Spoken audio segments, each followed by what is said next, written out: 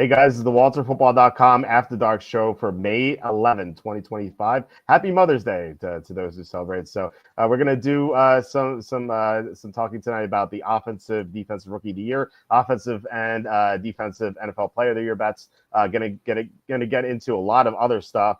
So before we do that, please hit like, subscribe, comment below, share this video. Visit the link in the description for the merch store. As always, I'm wearing something from the merch store. No, it is not the Cole's Bodies, Cole's Choice that I had on for 2 days less during the week. It is the August is Gluttony Month, which I love because I love wearing this because the fat guy with the blue hair on the shirt looks a lot like me. And don't take my word for it, because my daughter, who's 20 months, every time she sees the shirt, she's like, Dad, Dad, Dad, Dad. She points to it. So apparently it looks like me. So you have to, you almost have to support the merch store here, right? So you can get that. We have all these shirts here. You can get, there it is, August is Gluttony Month. You can get that as well as the mugs. You can change the colors on the shirts. We have so many options available. We have our apron, of course. That would help the show. You can go to Amazon, buy my books, Jerks of the College Years. This is the new one. I made fun of people. I saw Penn State for 6 years, and I had a lot of fun writing it. I think you guys have a lot of fun reading it. And also, please consider super chats, super stickers. That's the best way to support the show. YouTube pays us nothing. We got a slight bump in April, but now we're back to nothing again. The last time we had a show with no super chats, we made 53 cents. So not great, Bob. Not great. So it's the most recent super chats we've had were from John Sanders, Flu, and Degeneron. Before that, we had Can't Make an Eagle, Armac, Karmic, The Boss.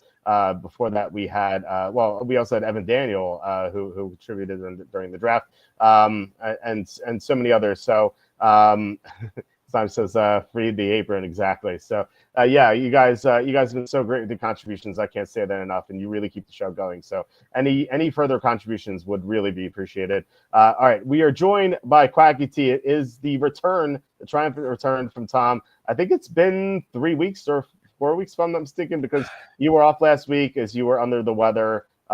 Somehow you're in Florida and you caught whatever I had in Pennsylvania. I was like, that's kind of weird, but it has been going around.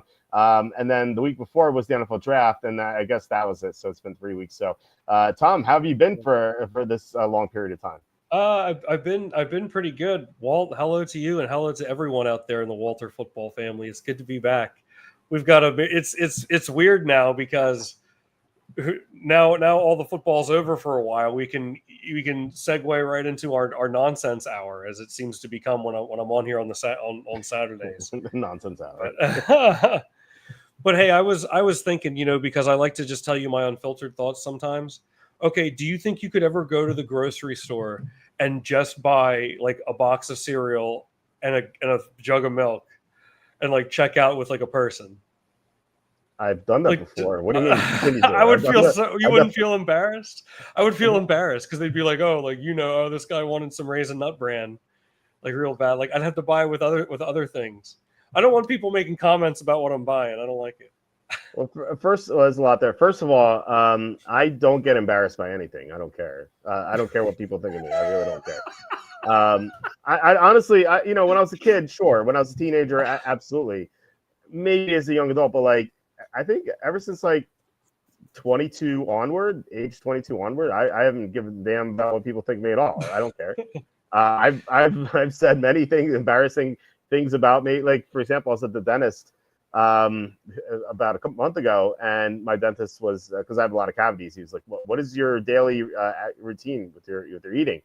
And I was like, yeah, I wake up in the morning, I get Fruity Pebbles. And he's like, oh, I won't tell anyone about your Fruity Pebbles. I'm like, I don't care. You can tell anyone you want. It doesn't matter to me. So like posting it on Facebook immediately. I've said it before. I'm saying it on there now. I actually had to stop. Here's another thing that should be embarrassing. I had to stop eating Fruity Pebbles because I kept getting a green diarrhea every night. So I just had to stop. So I've transitioned to Corn Pops here. Which has not given me any green diarrhea, so it was definitely the Fruity Pebbles. See, I don't care.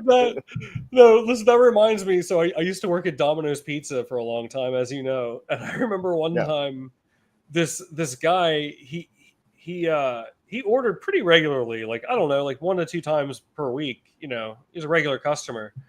And he called up the store one time when I was the manager, and he was like, "Hi, He asked me if there was any way that Domino's could block his number because his parents didn't want him ordering any more Domino's pizza. What is it? Just the pizza, or is Yeah, it no, Domino's pizza? Because Domino's he was gonna relapse or something over there if he got one more slice. Well, I'm It just was saying, so like, weird. could he have ordered Pizza Hut and they've been fine about it? But like, why Domino's? I don't know. Like, I guess just, I mean, he ordered regularly enough. Like I said, 1 to 2 times a week. But he was like, "Can you block my number so I don't call anymore?" Like my parents don't want me ordering from here anymore. And so it's like, what do you say to that? This is what I came up with.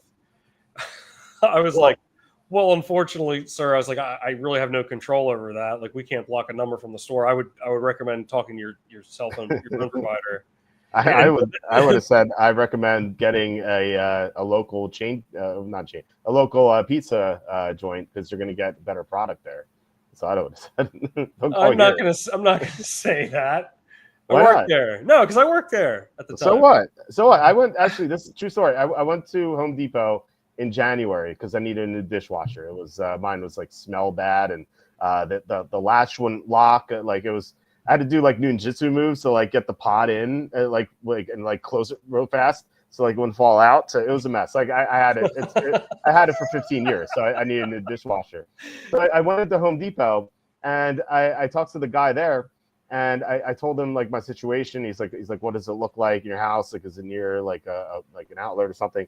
And so I told him everything. He's like, you know what? You should go to Lowe's instead, because you're gonna get what you need there. So I was like, oh man, I appreciate that, because he could have sold me, a hunk of junk or something that I couldn't use. So the Home Depot guy told me to go to Lowe's. So I feel like if you work at Domino's, you can tell someone to get better pizza somewhere else. Yeah, but I'm not trying to feed his addiction, Walter. That's what it sounds like is happening. Because then at the end of the call, he was like, I'm sorry, I feel embarrassed. Like, and I was like, no, it's okay. Like, I was real nice about it, But I did think that was kind of strange. Like, what his parents were like, you're gonna call them up right now and tell them to block your number. Like, it's like, man, it's not. Well, you know what? If I feel like I said I don't get embarrassed by stuff, but if I were addicted to Domino's, that might be it. I don't know. Like addicted to the worst pizza possible. Like, look, I don't know the extent of this guy what the issue was, but maybe they were like, no, you're not ordering any food from anywhere. You know what I mean? And maybe I imagine he was obscenely overweight, and he needed to lose weight. That's my guess. Like, how you were addicted to Domino's pizza? It's not possible. Addicted to the worst pizza possible. I can't. That's not true. When I worked there, I made really good pizzas there. You're wrong. If I made you a Domino's pizza, you would like it. You were the chef. You were the chef. Yeah, I was the manager there. I managed Domino's for a couple. I knew you were the manager, but you also made the pizzas.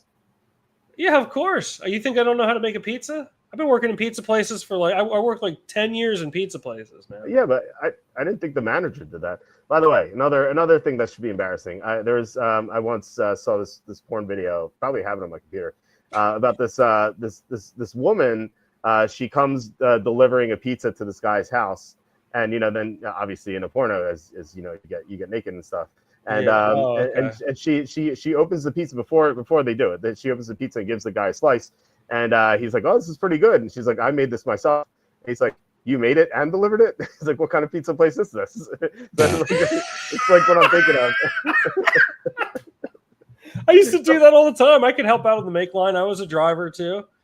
Really, yeah, you made the pizza that you delivered? At times, like if they got really busy.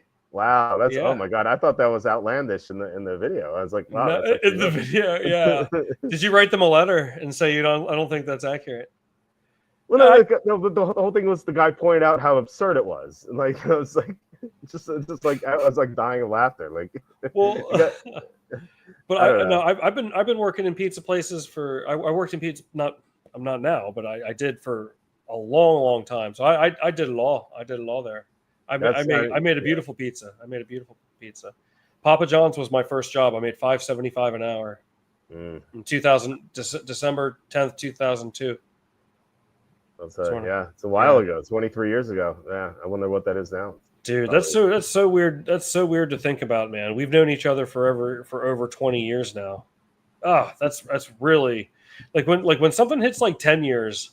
I don't know if you experience this too with time passing.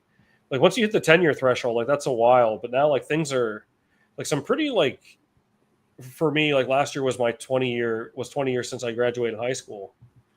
You know, it's like 20. That's a really long time. Mm-hmm. It's a really long time. So I don't know. It's like a symptom of getting older. I guess time just goes faster. That's so hard to believe. It's so hard to believe. I've known you for almost 21 years. Yeah, that's crazy. Would you say 575 an hour or 525 an hour? I think it was 575. So okay, so yeah, so 575 back then is the same as 1038 right now, according to U.S. Bureau of Labor Statistics inflation calculator. Wow. Wow. So you can see how harmful the Federal Reserve has been, which is a shame that like no one really knows, because I was talking to my cousin at my niece's birthday party like about a month and a half ago, and we were talking about politics and whatever. And I'm like, yeah, I'm like, and she said saying something like, the inflation's terrible, like, you know, I can't afford anything. Well, I'm like, well, that's what happens when the Federal Reserve prints $600 million a day or something. And she's like, what's that? I'm like, what do you mean? She's like, what's Federal Reserve? I'm like, oh my God, my sweet summer child. Yeah, I was like, I have a lot of explaining to do here. Hey, I was thinking of something, circling back to the cereal and milk bit. Oh, Okay. I never answered your question, by the way. I never answered your question because I said first of all, I'm never embarrassed. Yeah. But I never answered your question about doing it. Like I used to do that all the time when I lived by myself. And in fact, I was hanging out with a group of friends. This is right after you know my relationship with the girl from Colorado ended, and like I was we were just hanging out one day in the summer, and we ate at Salad Works, which may be embarrassing too. But we went to Acme, which was like right next to it, and like I have to get some stuff. And they're like, okay. And so I grab a box of Cocoa Puffs, which I ate back then, and then just say a half gallon of milk. And I brought it to the cashier. And the only girl in the group, she's like, well, you're obviously a bachelor. Yes, yes. This is the only thing I need. It's just the cereal and milk. Yeah, see, I would just feel weird about it. They'd be like, "Oh, like I know this guy's gonna go home and like and dig into that." I don't know. Like one time, so let me tell you something. I don't really eat. I mean, I like candy, but I just don't eat a lot of it. Mm-hmm. I don't know. Like I can't really think of any time I've ever. I mean, I know I have, but like I never will get dessert at a restaurant or anything like that. I don't know. Like, but so anyhow, one time I was at Wawa and I got like, for whatever reason, I got like a thing of Sour Patch Kids and a thing of like sour gummy worms. Okay. And that was it. And I went in there and I paid for it. And the girl rang me up. And then she goes, feeling some sour candies, huh? It's like, why you gotta put me on the, why you gotta blow up my spot like that? It's like, yeah, obviously. I don't know. I don't like, don't be commenting on what I'm ordering. I don't like that. Yeah, well, I mean, I told you before the ultimate story of that, where I went to Rite Aid and I got a box of condoms and I went to the cashier. The cashier happened to be my cousin. Yeah, that's right. Yeah. She's like, going out tonight. I'm like, yep. Yeah. Well, I had a similar situation where the cashier is commenting on your product that you're purchasing experience, where I was actually buying a box of condoms. This is like 7 years ago. And the guy like at Walgreens rang it up and he looks at it and he goes, "Hey, are these any good?" Oh, it's yeah. Like, bro, just put them in the freaking bag, dude. Like, what do you mean? Like, luckily, like, I mean, there wasn't anybody around, but it's like, come on, man. Like, have a little tact. It's a silly question because, either you don't know or it is. Because, like, if you're like, no, it's a bad product, you'd be like, why are you buying it? Obviously, like, either it's yes or you don't know. Like, why would you even ask? Yeah, like, did he think I was gonna be like, yo, you gotta get Trojans, bro? Like, right, like something like that. Like it was like a high came like highly recommended or something. Should have pretended to be a part of the Trojan company. Like, I'm the CFO of Trojan. Yeah. No, but it's just like, why are you asking me these questions, man? Like. I don't know. I like it. I like conversing with the cashiers and stuff. Yeah, but I do too, and I did cashier work in my day. I was a cashier at a grocery store. Yeah, I was a cashier at a dollar store when I graduated college. So my degree went to good use. Yeah, no, I was for like 7, 8 months or so until I got a job at a mortgage company. You can see my journalism degree came in handy. And then eventually I got fired from the mortgage company. Then I started this site full time. So I guess it worked out. But no, I worked at a dollar store, and most of the time I was manning the cash register, but I was stocking shelves a lot. And I told you this once, like the worst day I had at that job was when they made me count how many greeting cards there were on the shelf. Oh. It was so bad. It took like 7 hours. It was horrible. Oh, you did the inventory. It's so bad. That was like the worst thing. I was like, I was so glad to go home that day. I didn't mind the job. That day was brutal. Yeah, but I've heard at the dollar stores that like they only have like one person staffed like in the whole store like a lot of times. Did you have we, to? Was we that? we had two in the manager usually, and then sometimes they would come in. Some shipments would come in, so I'd have to go to the back and unload the Yeah. boxes. But no, we had a manager who like slept the whole time in his office, and then there was me, and then there was this like MILF woman who had this like smoking hot daughter. Who was like my age, but for some reason she refused to introduce her to me, which I was always upset about. I held a grudge because her, but she was I don't know, she was kind of hot too. So we would always we'd always chat, but it was just us two and the manager who slept the whole time. So it was fun. Wow. It was fun. Wow. It I'll was tell you what. I mean, we're not officially sponsored by the Dollar Tree or any other dollar store, but I'll tell you what. If you don't go to the dollar store, you should. There's things there that you're going to need that like it's the exact same brands. It's literally the exact same brands Yeah. for $1.25. Well, I always like if I need to like go to the grocery store or like get I usually stop there first and it's like okay like toothpaste they have like Crest or whatever for Yeah. $1.25 I highly recommend it. this store was actually called Five Quarters, so it was technically $1.25 or less. And people would always steal hair dye. That was like the biggest thing. Like every day there was like one or two boxes were stolen. Like people take them out of the boxes and carry them out. And so I actually I wrote a note on the shelf saying this is monitored by camera. If you steal this, we will prosecute you. And then it stopped. There were no more stolen hair dyes ever again. Wow. Like a hero. That's so wild. Hair dye was the number one. Yeah, people lifted it all the time. There'd be so many empty boxes. It was ridiculous. And we wouldn't notice because it just looked like a box. And then I would have to like reorganize stuff in the shelves. Like, oh, wow, this one's empty. This one's empty, So people would always lift them. But so I stopped I stopped the hooligans from stealing it. Wow, that's a great little technique there. Yeah. It's pretty impressive. Thank you. Yeah. Oh man, what else we have? Hey, let me ask you this. Like, do you go to the movies sometimes? I used to be anti-movie. I mean, I like movies, and then for like 10 years I was anti-movie theater. And now I'm pro movie theater again. Have you ever eaten do you ever eat popcorn outside of going to the movies? Yeah. Sometimes I buy cheddar popcorn. I like it. Out of the tin. Out of the tin? No. It's the Smart Foods. Like it's the black bag. It's pretty good. My wife likes it more than I do, but I like it sometimes. So I usually get that.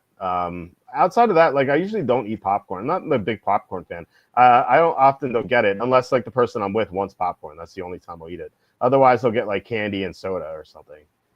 Oh, really? You would opt to not get popcorn?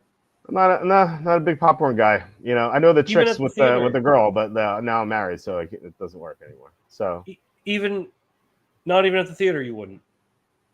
I don't know. I'm not a big. I'd rather eat candy and soda than popcorn. Yeah, I don't know. I feel like it's part of the experience, I guess. But I once took a girl to the movies, and this grossed me out. She got popcorn, but she like put so much butter on it. It was like drenched in it. It was like floating in it. I was like, this is gross. I was like, yeah, that's too much. That's too much. Yeah. That's probably the only time I ever get popcorn. You remember back like around like the holidays, you'd get that big tin. It had like Santa Claus on the side, and it was like part of it was the regular, like 1/3 of it was the regular, 1/3 of it was like the orange cheese popcorn, and then the rest of it was the caramel corn. That was the money corn. Caramel popcorn is the money corn. Yeah, I agree. And if you were lucky, it would always be a bigger segment of the caramel popcorn. Yeah, there's actually my dad who owns some grocery stores. He gets these like weird products like ahead of time, and it was like a year or two ago. It's probably a year ago. He brought in a Cocoa Pebbles popcorn, and it's like Pebbles popcorn. Yeah, it was like Cocoa Pebbles it was like popcorn with like Cocoa Pebbles coated outside of it. It was actually really good. Interesting. Yeah, but I brought it home. My wife was like, I sunk a choke on this. I'm like, yeah, I guess that's true. So that was the end of that. Wow, Cocoa Pebbles. I wonder what. Yeah, I try. I'll have to be on the lookout for that. Yeah. Where'd you find it in your grocer's freezer? I don't. Maybe my dad's store. I don't know. It's so far away. I wish I could shop at my dad's store, but like the closest one is like 25 minutes away. He has one in New Jersey too. He used to have 3 or 4. I don't know if he still has that many, but the closest one's like almost a half hour away, and like there's no point in doing that because like if I buy milk, it'll be expired by the time I get home in in the heat and stuff. So can't really do that. Where do you like to shop? Well, there's an Acme right around the corner, and so that's like the most convenient. But Acme kind of sucks because like they don't have a lot of stuff that I need sometimes. The Giant has most of it, and the Giant is like a little farther away, but sometimes it's worth the trip. Like I went grocery shopping with my daughter on, was it Monday or Tuesday? I think it was a Monday. And they had everything I need. Like the problem is like Giant is so big, I get lost there. Like I don't know where half the stuff is. Like I was going there, my wife was like, it's like, yeah, near the bathrooms they have these bins and like you can get some like great discounts there. I'm like, okay. And I was walking around with my daughter. I was like, where's the bathroom? I can't even find it. And so I didn't even find the bins. But no, they like my wife, for example, she likes getting these things called Cliff bars, which are protein bars. And like Acme doesn't have them. Acme only had Acme has like the ones for kids, Cliff bars for kids, but they don't have the ones for adults. So I had to go to Acme for that. And then like my son had like these bowel movement issues a few weeks ago, and so my wife was like, get pear juice, and like Acme did not have pear juice, but the Giant did. The Giant did. So like if I'm going for like basic stuff, like Acme is just so close, I'll go there. But then I'll go to Giant if I really need more. But what really pisses me off is that these grocery stores close at 10 o'clock, whereas like they used to be open 24/7, you know, like before COVID. But like ever since COVID, like they haven't changed it. Like I get like closing it early when you're like understaffed and stuff due to COVID, but like it's been a long time. Like you can go back to 24/7. I feel like there's no reason not to. And that really affected me tonight because I wanted to get stuff for Mother's Day. Like I wanted to get flowers for my wife. I wanted to get like pancake mix, make breakfast for her in the morning. And like I was at my parents' house late today, and then I put the kids to bed, and like I had to like rush to the grocery store. And like I got there like 9:50, and like I walked in, and the girl's like, we're open, but we only have 8 minutes left. And I'm like, ah, crap. So I just like ran through the grocery store and I got what I needed. I actually forgot one thing, but I got the essentials, so I'm okay. But I just, it's so annoying they're close to the 10. You know, no, I know it does seem early, doesn't it? Yeah. You want to know something? When I worked at a grocery store, and I worked a couple Mother's Days, and it's like people be showing up at like 4:30 p.m. Like, what you mean you out of flowers? It's like you're waiting until 4:30 p.m. on Mother's Day. I mean, everyone's coming through from like jump. We open at 7 a.m. Yes. Like trying to like give us attitude. What do you mean you're out of flowers? It's like, look, I have nothing. I work there part-time just because I wanted the experience. I just like talking to everybody. You know, I work there 1 day a week. Mm-hmm. It's like, this is, I was like Kevin Spacey in American Beauty. Remember when he worked at Mr. Smiley Sauce? Yes. And he goes, I love that line. He's like, I want as little responsibility as possible. That's how it was there when I worked at the grocery store. I loved it though. It was so much fun. Yeah. It's like, how are you gonna show like the day's almost over, and you're gonna come at me? It's like, don't get mad at me because you didn't plan correctly.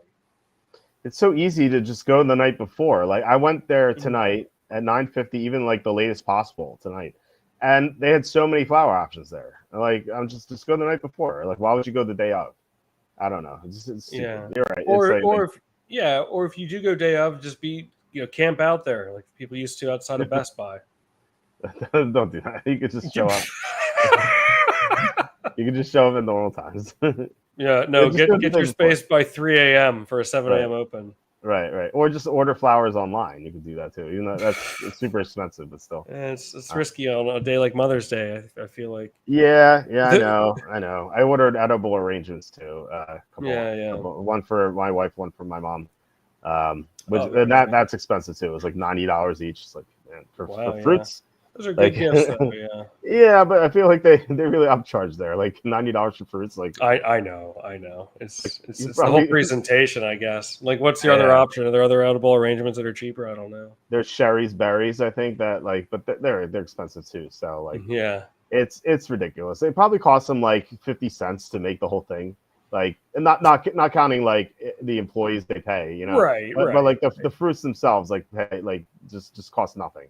And yet they charge like $90. I can see like they charge like 40, 50, like 90 is absurd. Yeah. No, I definitely I'm gonna agree with you there. Like I was talking about camping out outside the grocery stores. Would you ever camp out for anything? Let me tell you something. I once met this girl. This is like over a decade ago.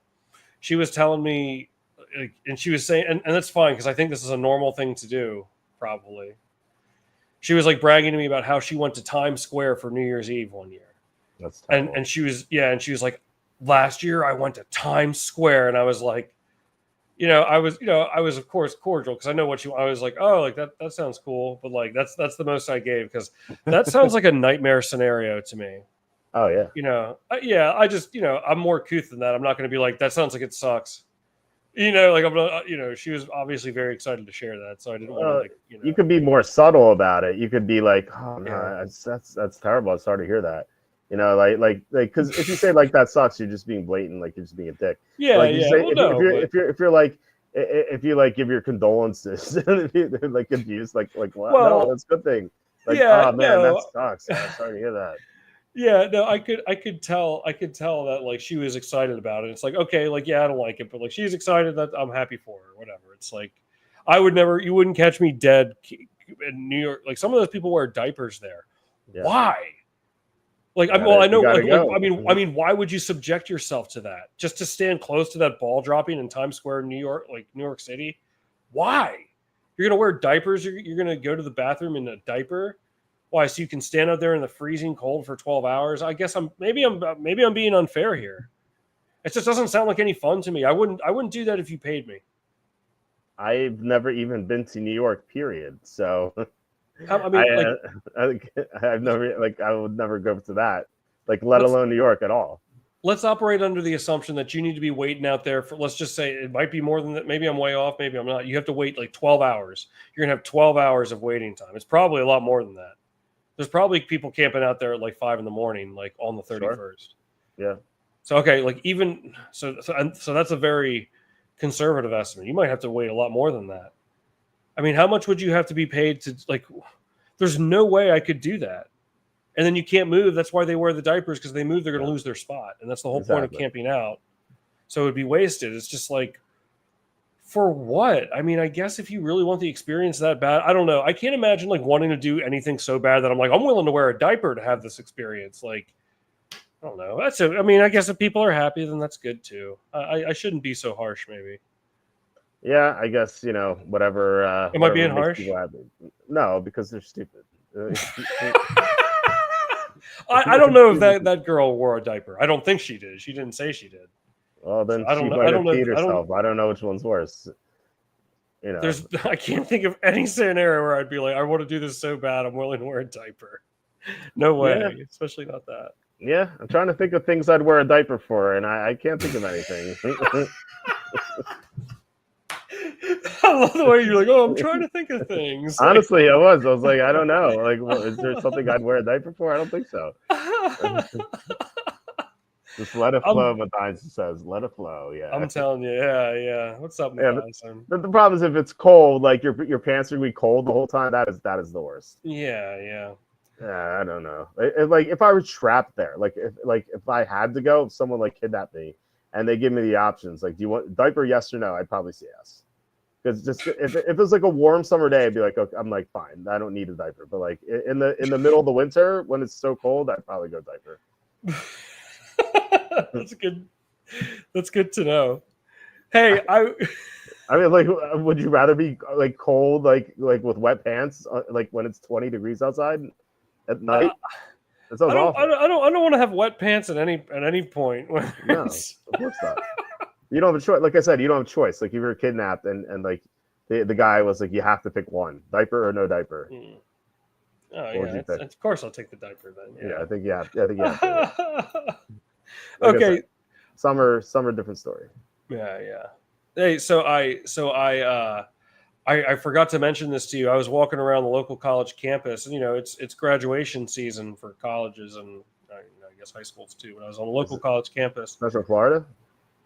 Yeah, for Florida, yeah. No, Central Florida University. Yeah. UCF. Okay. Yeah, and there's a fountain there where people are taking pictures, which a ton of people do. Like that's a lot of people love it in their cap and gown or whatever out in the fountain. There's a lot of people out there. I happen to be walking around there.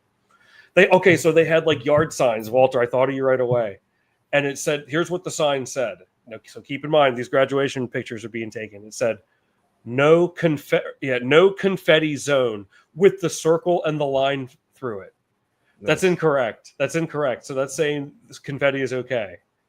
What, like, just why would you add the circle and the line through it? Just write no confetti zone. Well, that's saying it's not a no confetti zone, so it is a confetti zone. It's a double negative. And I actually said it out loud to so other people could hear. People who were taking their pictures, I was like, "Did you see that sign?" Like, I made sure a couple people were aware of it. I think it should be.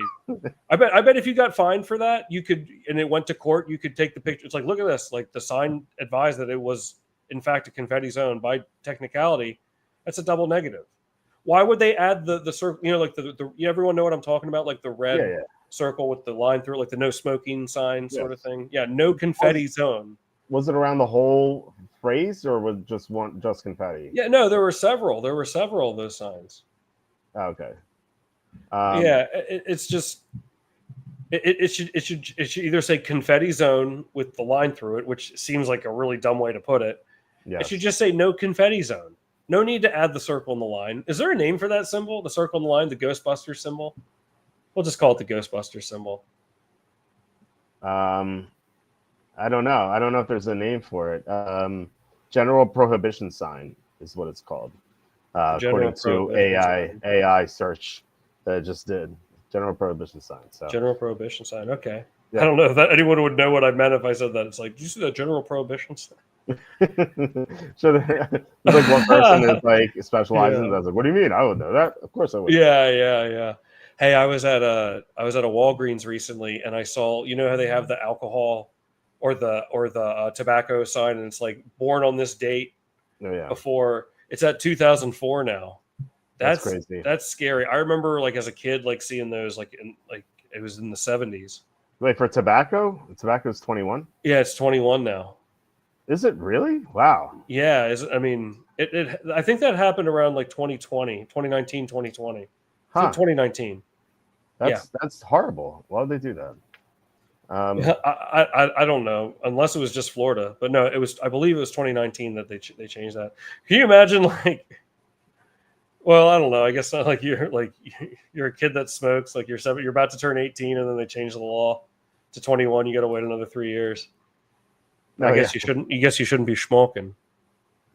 I mean, that's not for the government to decide. Why do they have to? I know. I'm just being stupid. Yeah, it says December 2019. That's when the FDA changed it. But like, if you're an adult, you should be able to do whatever you want as long as you don't harm other people. I don't think that like they should be like they should have no say in this. I think that's unconstitutional. Actually, you could probably sue over it, and if you have a lot of money, take to the Supreme Court and probably win. Like there's no reason for them to have any say over it. It's just ridiculous. Like same thing with alcohol. Alcohol should be 18. If you're old enough to serve, you should be able to do whatever you want. Like it's so stupid. I don't know. I don't buy either. So I don't. It doesn't really affect me. Like when I heard, I was already in my 30s. Yeah. I was already in my 30s when it happened, so it doesn't. Yeah, I don't. It doesn't. That doesn't affect me. I just think it's absurd. Alcohol, like I mean, I used to buy alcohol all the time. Before before we had kids. Like now, I barely drink. Actually, it's been a while since I drank anything since because the kids. But yeah, that should be 18. Like any I feel like strip clubs, they're probably 21. They should be 18. I think casinos should be 18. I think anything gambling should be 18. Like I said, if you can serve in the military, you should be able to do whatever you want. Oh, I think so too. Yeah, I Yeah, it's definitely absurd. think that. Yeah, stupid. I hate authoritarian governments, so it's no surprise to anyone here at all. Yeah, So. yeah. You know what I was? This is okay. I'm just going to tell you my unfiltered thoughts. You know what I think is weird when there's a playoff series tied at 1-1, when they're like that series is tied up at a game apiece. Mm-hmm. Why do they have to say a game apiece? It's just 1-1. I guess you could say 2 games apiece, but you can't really say 3 games apiece. That doesn't work. Why? Why doesn't it work? It feels like it should work. No, okay. I mean, it works, but you wouldn't hear him say that. They only really say that when it's 1-1, a game apiece. I mean, Series I don't know. Just say series tied at 1. The series is tied. I guess a game apiece. It's like a. It's a fancy way of saying it. I don't know. I don't have an issue with it. But when it gets to 2-2, I don't think you say 2 games apiece. I think you could. You can say series tied at 2. Well, of course you can. Right. I mean, but certainly not 3 games apiece. Even if it was accurate, you would say 3-3, like game 7 looming ahead. You know. Right. But you could. Like I don't know. I don't know. I think it's just people trying to fill up time. Right, like, right. Filibustering until the commercial break. Definitely done my part of that. Like when I've been on here and like waiting for a guest to look something up and try to fill a minute or something. I feel like I've gotten pretty good at that. Like not just here but in real life. Just No, I feel like ever since I started the show, I could talk way more to people and just say nonsense for hours on end and just talk everyone's ear off, Oh yeah. No, same. It's like, when I did a lot of streaming too, it's just like sometimes I just let the unfiltered thoughts come out, it's just like this. Yeah. It's just not like the game of peace thing. Just let it come out and see where see where it takes you. Yeah, especially like when you're on by yourself. Like when last Saturday when I did the you couldn't come on, so we did 2 best ball drafts, and I mean stuff's going on. It's kind of like you playing a video game, it's like stuff's going on where I make decisions and stuff, and I can talk about it. But there's if I don't talk about nonsense or read comments and talk back to people on the show, there would be just a lot of dead air, and I feel like it would be very boring. So you kind of have to get good at just talking nonstop. And then by the end of 2 hours, it's like, man, my throat's kind of sore. I got to stop here. Yeah. No, it's true. It's true. And I think we've talked about this before. I don't know if on the show, but I mean, we certainly addressed it outside of the show where, when I first started streaming and I'm interested to hear if you've had a similar experience where I could see there's 0 people there. There's 0 people watching, when you first sign on and when you're first starting out, why would anyone know who you were? Right. You have to build that. So, you see that there's 0 people there, but what do? You might, your inclination might be like, oh, well, there's no one here. Don't say anything. But it's eventually, if someone's going to scroll by or come upon it, they're going to want to hear something interesting. They're not, if it's still dead air and it's just silence, what's the likelihood they're going to stay and keep watching? So you have to learn to talk to yourself, pretend like you're talking to an audience that isn't there. And it's an interesting experience. I thought I did pretty well with it because that's the thing. When people come by, they want to hear you talking, then you gather. That's how you have to start to gather it in. I didn't have to do it for long, but there were a handful of times I had to do it when I started. It's an awkward. It can be an awkward feeling, but I don't know. I embraced it. Did you ever have on some level experience that? I feel like on some level you must have with the site or with the show or anything else. Well, I mean, look, anytime you start a stream, you start with 0 people watching, eventually people will come in here, right now we have 337 people in here. But when you start it, when I hit play or hit go live, it says 0 right away. And so, feel like the first 20 seconds or so, no one's watching, which is kind of weird. But when I first started the show, I didn't know how many people would watch, but we already had built an audience, like, you know, through the site and everything. Right, so right. I was confident that like people would watch it eventually. But I mean, you're right. Like the first ever show that we did on here, I just didn't like. I didn't know how many people would watch. I mean, luckily there's this thing that like on StreamYard it tells you, but it is yeah. I get what you're saying. Where like you just don't know if you're talking to anyone. You're just talking to yourself. And it's like there's no one in this room right now. It's just me. My dogs are upstairs. Like my wife and kids are sleeping on the second floor. I'm just down here in my basement. There's no one around me. I'm just talking to my computer. It's the weirdest phenomenon because, like, you know, like I said, there's 339 people in here, and like I'm talking to you guys, which is really cool. But like, if you think about it, just like if someone just like watched what I'm doing, like have no idea, like why is this guy just talking to himself in this empty room? It's the weirdest thing, you know? Yeah, no, it really can be, and it takes some getting used to. But I felt like, you know, just like on here, like just responding to the comments and you know, and it can be a lot to keep track of too. Like especially like when you're like for me, like playing video games, like you're concentrating on that, concentrating on like your constant like your constant stream of thought and like what you're trying to convey to the audience and trying to catch up with the comments. It's like three things going on at once. A lot of times I would forget what I was talking about halfway through. It was kind of embarrassing a few times, but just be here like, what was I saying? It's kind of, that kind of takes some getting used to, but it ended up feeling like very like natural to me after just a little while. Like, even though I'm just kind of talking to myself, it was, I don't know, the cadence and the back and forth. I don't know. That's something I think I've always been pretty good at, but John says it takes some getting used to. Must be weird watching yourself. It was initially, yeah, first few times, yeah, it was strange, but I got used to it. So, like like when we first started the show, this is only audio. Like we didn't start YouTube until a few years after. Because I think we started, I want to say in like 2015. It was this guy Matt Vi and me, and I don't have no idea what happened to him. Actually, when the first person I asked to come on the show after Jacob said he had to step down because he was going to work at USA Today, I reached out to Matt Vi again to do the Tuesday show with me, and I'm like, it's a long shot or whatever. I'm like, and feel free to say no, but would you like to come back on the show? And he never responded. And I just like, I wonder if he's okay, you know, like I just haven't talked to him in years, you know, like for all I know, like, you know, like something, I don't know what happened to him, but like, it's weird that he wouldn't respond. Like, who knows, maybe he got like a new number or something. So I don't know. So it was, and then I asked Aton, but Aton's like super busy. He works, he does Fox Philadelphia. He's on TV every morning. So he's a pretty busy guy, especially with like two kids. So he came on for a few episodes. Then it was Evan. But no, it is like when I first started this and I heard myself, I'm like, oh, that's what I sound like, because like, you know, you sound differently to yourself than you do, I think, to other people. And so I was like, that's strange. I didn't think I sounded that way. But and then seeing yourself also is a little weird, but like now it's, I mean, we've done so many episodes, it's kind of normal, you know? Yeah, I went through that's you know, and I'm not surprised to hear this because I'm sure everyone who does anything like this, you know, like you're doing or like I did with streaming video games, it's like you do have like that moment of like, oh, like is that really what it looks like? You have like this different idea, even though you're staring at it, like what it looks like and what it sounds like.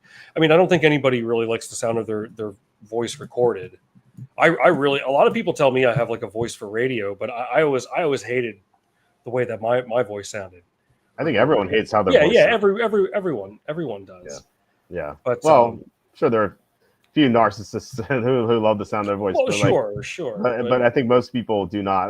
That's like the number one thing I hear from people who come on the show like for the first time. They're like, I hate how my voice sounds. I'm like, well, welcome to the club. Everyone hates how their voice sounds, and then you just don't care because you get used to it, you know. Yeah, I think, you know, this is interesting because I feel like this is something that, and I say this because like I've never seen you like need to take a break for as long as you've run the site. Like for me, like streaming and stuff, I went on several breaks and you knew that too. I don't know. I just kind of needed a break from it. You get like kind of imposter syndrome in a way. Like sometimes, even though like I have like this whole community of people that seems to I had my own Discord with like 100 people in it, and I had built like a great community, and my streams were well attended. But it's like sometimes you kind of step back and you think, am I really coming off? Like, am I actually like making a fool of myself or something? Like you really never think that? Right? Why? I mean, well, first of all, when you said you need to take a break, I thought you meant like a bathroom break during the stream. Oh, sorry. No. The only time I ever did that was when we did our election show, and then we went to our pick show with Evan, and we were on stream for 3 hours for the election show, and even Cam Cole came in, which is insane. He, by the way, he won the DraftKings $1 million contest for the 5th time a few weeks ago, which is insane. But he's I don't know how he's the best DFS player of all time. It's insane. But yeah, he was on and everything, and we did an election show for 3 hours. It might have been like 3.5 hours, and then Evan came on, and like Kenny was the only person remaining from the election stuff. And I'm like Evan, Kenny, can you talk to each other for 2 minutes? I've been sitting here for 3.5 hours. I got to go to the bathroom. Yeah. No, but like that's what I thought you meant. But I mean, obviously, when you're talking, like I can't just. I guess if I had the runs, like I'd be like, hey guys, I got to. Yeah. But no, that's what I thought you meant. But like you mean like that's interesting. You think like a imposter syndrome? Like what do you mean? Like it sounds. Sounds like a weird phenomenon. Like maybe I don't realize like how I'm being like I think I'm being perceived one way, but I'm actually not. I don't know. I guess it. Like what? Mike, what's up, Mike? Thanks for being. That was good. Yeah. Well, thanks for being here, Mike. Yeah. But like, what makes you think that way? Because I mean, when you were giving out picks, you were on fire for a long time. Like you obviously were credible. Like it seems strange to me that you would think that you were some sort of imposter in this space. Yeah, well, I mean, like I guess it's kind of like just where. Yeah, exactly. Yeah, exactly. If I felt like I had the runs, I might do it. But like the only diapers I have here are for a toddler size 6, so I don't think they'd fit. Yeah. Thanks for being here, Mathiasen. Yeah, I don't know. It's hard to describe, but it's like that's kind of why I backed away from streaming, because sometimes you get this idea. It's like, oh, like because I thought I was a good streamer. I didn't have like a huge following, but like I like your streams. They were fun. They're fun to watch. Oh, thank you. Yeah, but then you stopped them, and I was wondering why you stopped them. I suppose you were just busy, but now you're saying that. It's just kind of when you, for me, like when you kind of take a step away from it, it's kind of a weird, some of these people like that I had in my community, like I'm really close to in a way, in the sense that I talk to them often, because they like to come to my streams a lot. But it's like at the end of the day, I don't know. It's like I don't know any of these people really, which I mean, I guess is the nature of what we do to some level too, But I mean, it's like, I don't know. Like, do you ever feel like that's really me on the streams, but it's also like Quacky the character, you know what I mean? And there's like burnout from that too. I mean, it's still genuinely me, but there's like it's a bit, when we come on here, it's a bit of sorts, but you just kind of. Is it? I feel like I just talk normally. I don't know. I give you. I don't know. I like I said, I don't get embarrassed by stuff. I'll just tell you whatever I think. It's not that I'm, but it's just like, I don't know. Like, what if I think, like, say, like the I don't know, like the performance, if you will, that I'm giving on stream, or the entertainment value. I think it's a 10 out of 10 when it's really like a 3 out of 10. It's just like, look, I mean, like as we had a question about Emmett, which we'll get to in a second, but as Emmett would say, I think he said once, beauty is in the eye of the holder. It really depends on who you ask about stuff. Like I think a lot of people would say, well, let me ask you, what's the greatest band of all time? Would you say, I'm not going to lead the witness, what would you say it is? Like, don't think too hard. It's not a trick question. Like what like first band that comes to your mind, like best band ever. Don't think too hard. Just answer now. No, I can't. I can't think of any band ever that ever existed right now. No, I don't. I mean, I'm sure a lot of people would say them, and I would certainly say they're in the discussion, but I wouldn't pick them personally. I really don't. No disrespect, Okay, I have a great appreciation for what the impact they have on music, but I don't like the Beatles. well, okay. Give me something you like then. It doesn't even have to be about music. Like what do you like? Like what do you consider like the best show ever, or the best song ever, or the best Oh, movie ever, or the best to whatever ever? yeah, to me, the first 8 or 9 seasons of The Simpsons, like I Okay. watch them all the time, like to even Just to say this day. something quacky. Yes, guys.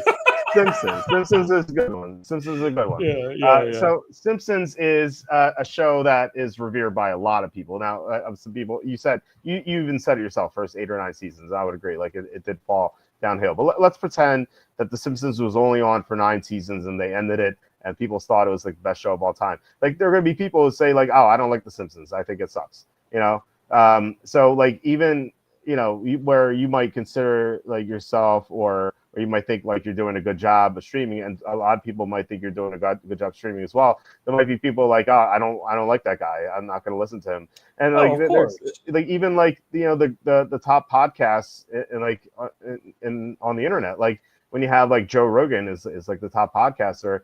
There are people who are like, I don't like to watch Joe Rogan. So it's people like what they like, and they won't like some of the popular stuff that most people like. Oh, So even like it's so hard to say that like, yeah, okay, you might think like, okay, I'm doing a 10 out of 10, and some people might agree. Other people might think you're a 0 out of 10, and so it doesn't matter as long as like people are liking your content and you like doing what you're doing. I'm sure there are certain people who don't like this show at all. Like just I know a lot of people don't like my politics or whatever, and I don't care. It doesn't matter to me. Like I like doing the show. I like conversing with the people in the comments. I think it's a lot of fun. I like having guests on, including you. Like it's a lot of fun talking to you every week, oh which yeah, we do all the time anyway. So might as yeah, well yeah, do it on the show. So like yeah. why even care what people think? It doesn't matter to me. Well, Like but that's the thing. It's not what people think. It's just I guess it's like the fear that like maybe I'm not aware enough of like how I'm perceived. I think that's what it is. It's not like, but oh, like I perceived by embarrass who though? Like I I don't know. said, there are going to be Like, people who like you, and there are going to be people who don't like you. And like but you had like a it's not healthy about being discussion on liked your though. show. It's not about being like. I don't know. It's hard to explain. Okay, But that's like I I didn't would just mean like. Sorry, I didn't no, mean like no, that. no. Like, I know what you're saying, but but like my point is that when you did a live stream, you would have you would have like a healthy number of people in there, like conversing. You'd have good conversations, um, and so like I feel like that in itself was enough validation to just keep on right. going. No, Like you're not right. You're right. not having like any sort of imposter syndrome. It'd be one thing if like you kept doing it and you had like 0 people, maybe one max the whole time. Like if I were the only person popping in the whole time, like you could maybe be like, okay, something's not working here. But like Right, right. you had people coming in all the time, and even like I was like I would come in sometimes, and like I wouldn't even comment because you were having conversations with other people. I'm like I'm like not even going to interrupt this because you're like I feel like I would just like be a negative here because just because like you're having a good back and forth with some other people. Oh, Um, well, I appreciate that. Yeah, I know we had a lot of fun. I guess it's just like sometimes, and I appreciate all that. It's been therapeutic here on the After Dark show, but truly, but I don't know. It's just like I guess like my worry is like, am I out of touch with it? Like, am I out of touch with like the product I'm actually like delivering? I don't, Again, with whom though? Like I there are don't gonna be know. people who like there are people who like your stuff. There are gonna be people who don't like your stuff. Like Yeah, it's all about yeah. doing what you like. Like if you like doing the show, you shouldn't worry about what like other people think, because you're gonna have there's so many people. You're gonna have like what 7 billion people on this planet, 8 billion. Like everyone's gonna have a different opinion. So like, who cares how you're perceived? It doesn't matter. We have a $4 super sticker from Gerald Hey, Jones. Thank you thank you, so much, Gerald. Gerald Jones. Really Appreciate you. appreciate it. Yeah. So this might be a kind of a nudge to get us talking about football, because Gerald Jones posted some comments. We'll get to those in a second. But before we do, I just wanted to say that I think the key to this is consistency, because if you're like you said, you take breaks and stuff. Like if you're on like 3 or 4 days a week, however many you do it, and then like you're off the air for like 6 months, like you come back, like those people you had are gone. Like you maybe not all of them, but a lot of people are gone, and so they'll just forget like to come on the show. Whereas like here, we'll like people know we have shows Tuesday, Wednesday, Thursday, Saturday, unless like I just can't do it. Like if I've done the show a lot when I've been sick. On Thursday, last Thursday, I couldn't do it all. Like I was running in and out of the bathroom like all day. I was like, it would be impossible for me to do the show. I'd have to take like 6 breaks during the show. So like I can't do it. And I feel bad like not doing the show. Like even when I took off last Thursday, I'm like, man, like I just like could I do this? And then I went to the bathroom again. I was like, no, I just can't. But like usually like I will almost never miss an episode because I think like first of all I love doing it. And second, I feel like people, we have a great following on here of like people who come in all the time. I guess you guys like the show because if you didn't, you wouldn't come on all the time. I think it's awesome that we have this like growing community and stuff, which is really cool. So I think just being consistent about it is really important. And I think that's the number one thing, Anyway, I wanted to touch on what Gerald Jones was saying here because he was great to give us this $4 super sticker. So Gerald Jones says NFL schedule drops next week. It does. It drops on Wednesday, I believe. So that is the day that Kenny and I will be on. Kenny unfortunately cannot talk about spreads because he is trying to start a university and he might lose his donors. It is a Christian university in Florida, so I like the right I like the right better than the left, but something I hate about the right is like this just like hatred of gambling. It's like come on. Even Kenny back in the day used to love gambling and stuff. So I know that he hates like not being able to talk about it because like he'll like text me. He's like what do you think about Eagles -6? But like he'll never say it on the show. So it's a shame, but so we'll be on with Kenny on Wednesday. I don't know how much how much we can talk about spread wise, but on Thursday we'll definitely have a spread breakdown of week 1. Joe Jones says, can't wait, make my own lines. Yeah, I do that too. I make my own lines every week before the lines drop, just so I don't have like a biased view of what I think the spreads should be.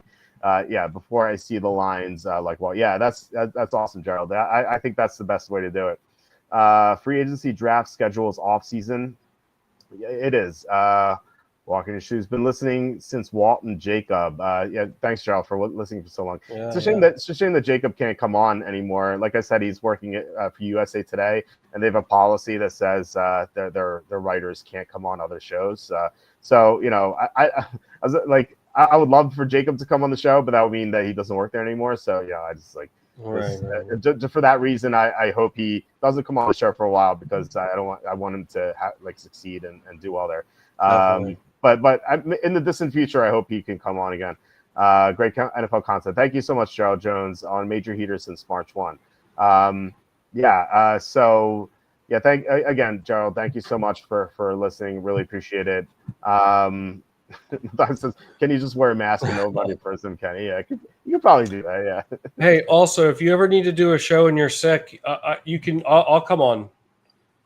If you have to run to the bathroom every time, I'll fill in the middle. I'll keep them entertained in the interim. You got to leave like 20 times. But I guess you got to out yourself every time you leave.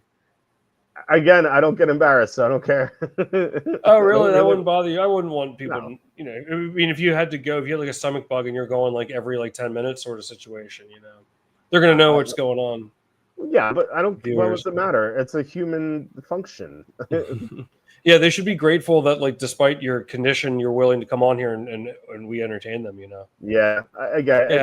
Last Thursday, it was just, oh man, I was so miserable. Like it was so bad.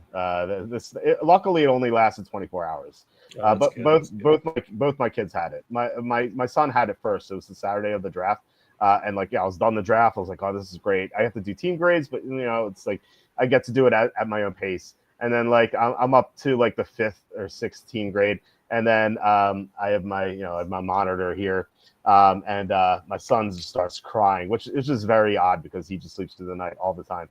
And then like he's just sitting up, and I'm like, I know that I've seen that before. When he just sits up like that, he threw up. So I went to check him, and there's vomit all over the place. Somehow there's vomit across the room, like on the wall. I'm like, how the heck did that happen? So I had to like give him bath and stuff, and he was down here as like all the stuff was drying. So that was a mess. And then my daughter threw up a couple days later, so she had the same thing. And then I got it, and I was like, yeah, I get what you went through, kids. Like, I didn't throw up, but like I was in and out of the bathroom every half hour. It was brutal, but luckily, like I said, it was only a 24-hour thing. Well, as Gerald stated there, that we're getting the schedule released here. You know what that means. When the schedule comes out, there's a good opportunity for a Quacky Y2K pick. Yes. So everyone listening at home, the Y2K picks are 3-0. So just do you have a sense of like what team that would be? And like obviously you don't know what games are going to be available week 1, or like what the lines are, but like is there a team that you really like and you're like, okay, if they're playing against a team I don't like, I'm going to be on them? It's never been like that before. Okay. It's just like as soon as I look at it, I know. Okay.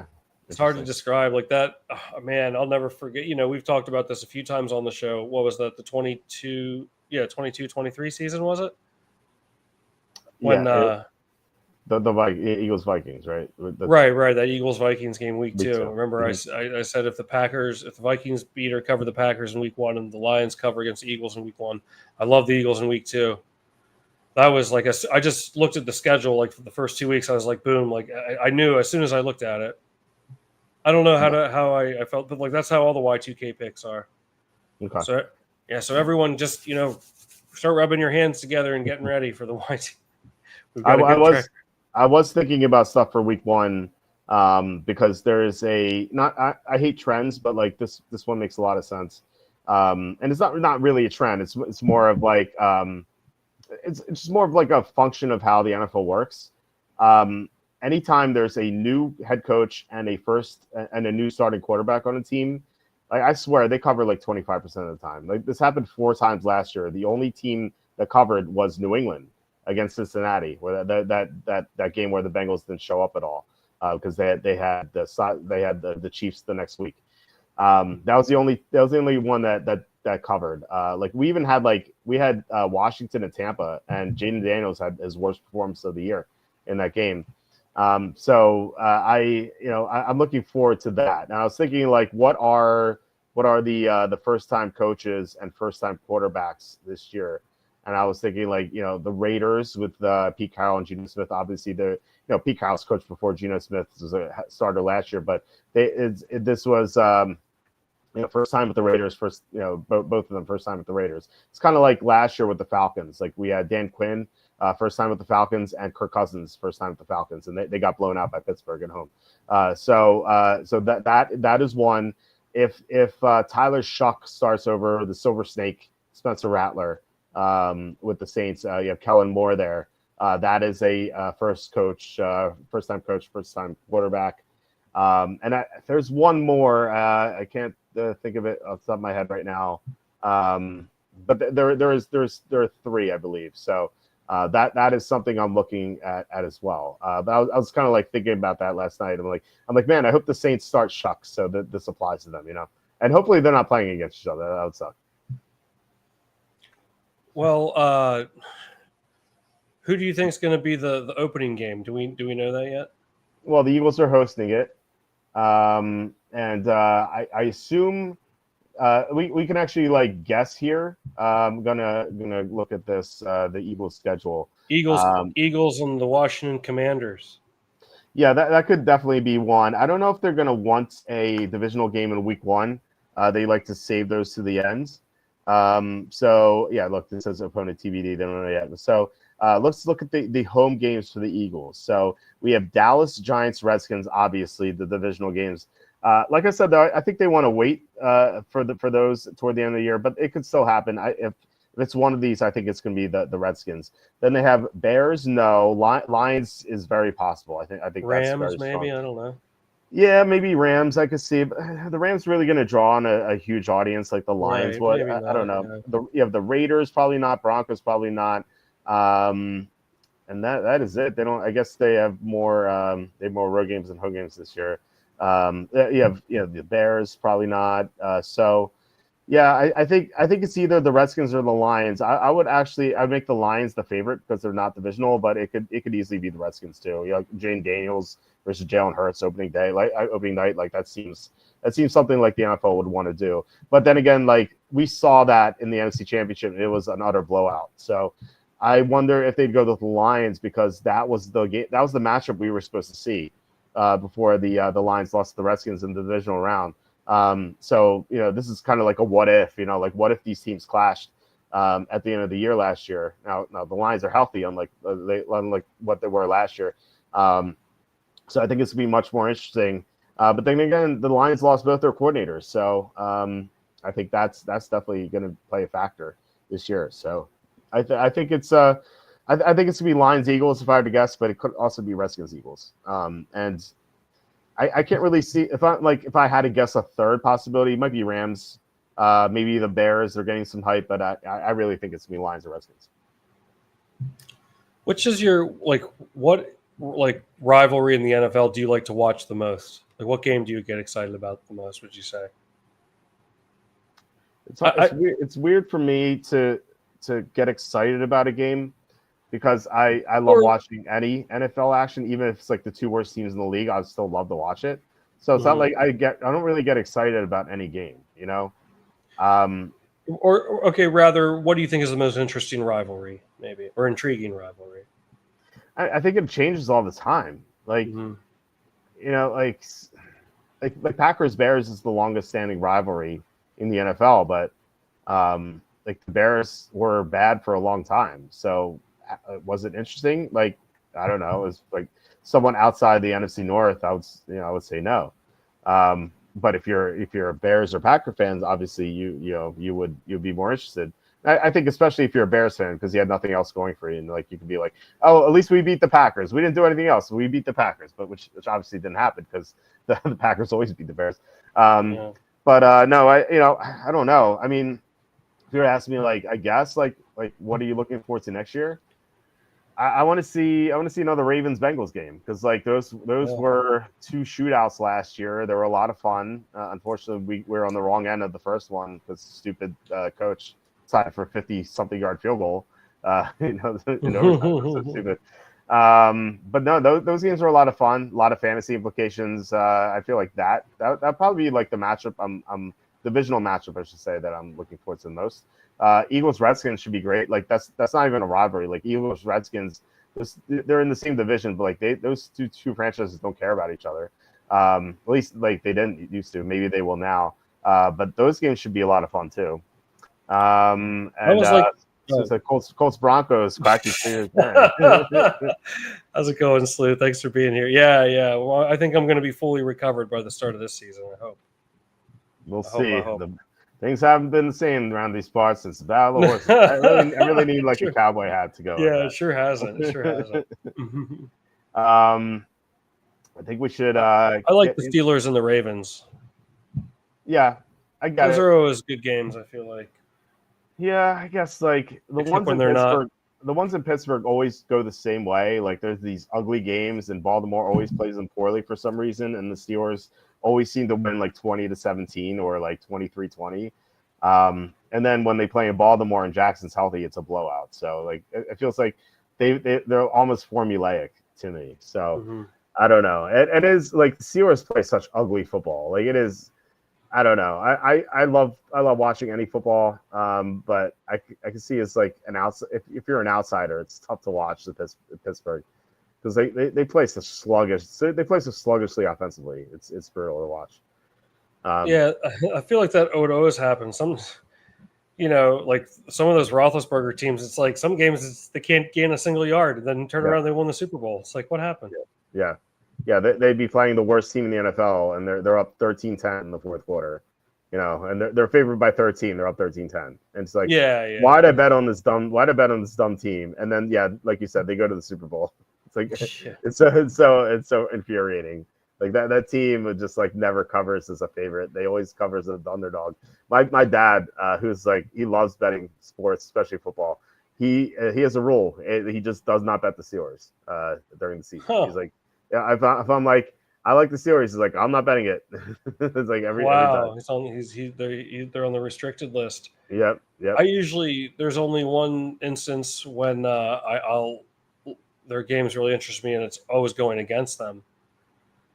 Remember, we always say, like, I swear, whenever there's 90% or more of the money on the Steelers, go the other way. I swear, it always comes through, man. I know. Remember that it was the 2017-2018 season, and it was that the Bears were +7 at home against the Steelers. Mm-hmm. And I walked in. I bet $300 on the Bears, and I placed my bet at the Rio. And then when I came back in to cash it in, I said to the lady, I was like, "I bet you didn't see too many of these today." And she goes, "Oh no." I was like, "Yeah, that's that. If you remember that play, if you ever seen like one of those celebrated too early compilations, I can't remember who it was on the Bears, but they blocked the Steelers field goal at the end of the first half." In that very game, and they ran it back. I remember he was like showboating at the 1, and they knocked it loose. Yeah. They're like, the Bears are going to get a touchdown out of this. But for some reason, I think they gave him one more play, and they kicked a field goal at the end of the half. It was some strange ruling, because I remember that. Yeah. But because I remember, I was like, you got to be kidding me, dude. That would have been, they were +7. That would have made it 20-10. Or no, it would have made it more than that. But they ended up winning outright. I had them +7. But like 90% of the money was on the Steelers. It's always something sketchy in those games. It really is. Maybe not a coincidence that that family made their money sports booking. It's like you gotta like try to make the connections here. It's weird. Is this the year Tomlin is below 500? I hope not. I bet the Steelers are over 8.5 wins. When did we do that show? On Tuesday with Butters and Nuggets. And by the way, if you missed Tuesay's show, you're really missing out on what happened on Tuesday's show at around the 35-minute mark. I never thought we'd see anything like that. I don't know if you know what I'm talking about. But oh no, I'll have to check it out. Oh my God, we had Butters and Nuggets on, the golf guys. And Nuggets' wife was not very happy that he was on the show. I'll say that she was yelling at him to get off the show. She called him an alcoholic.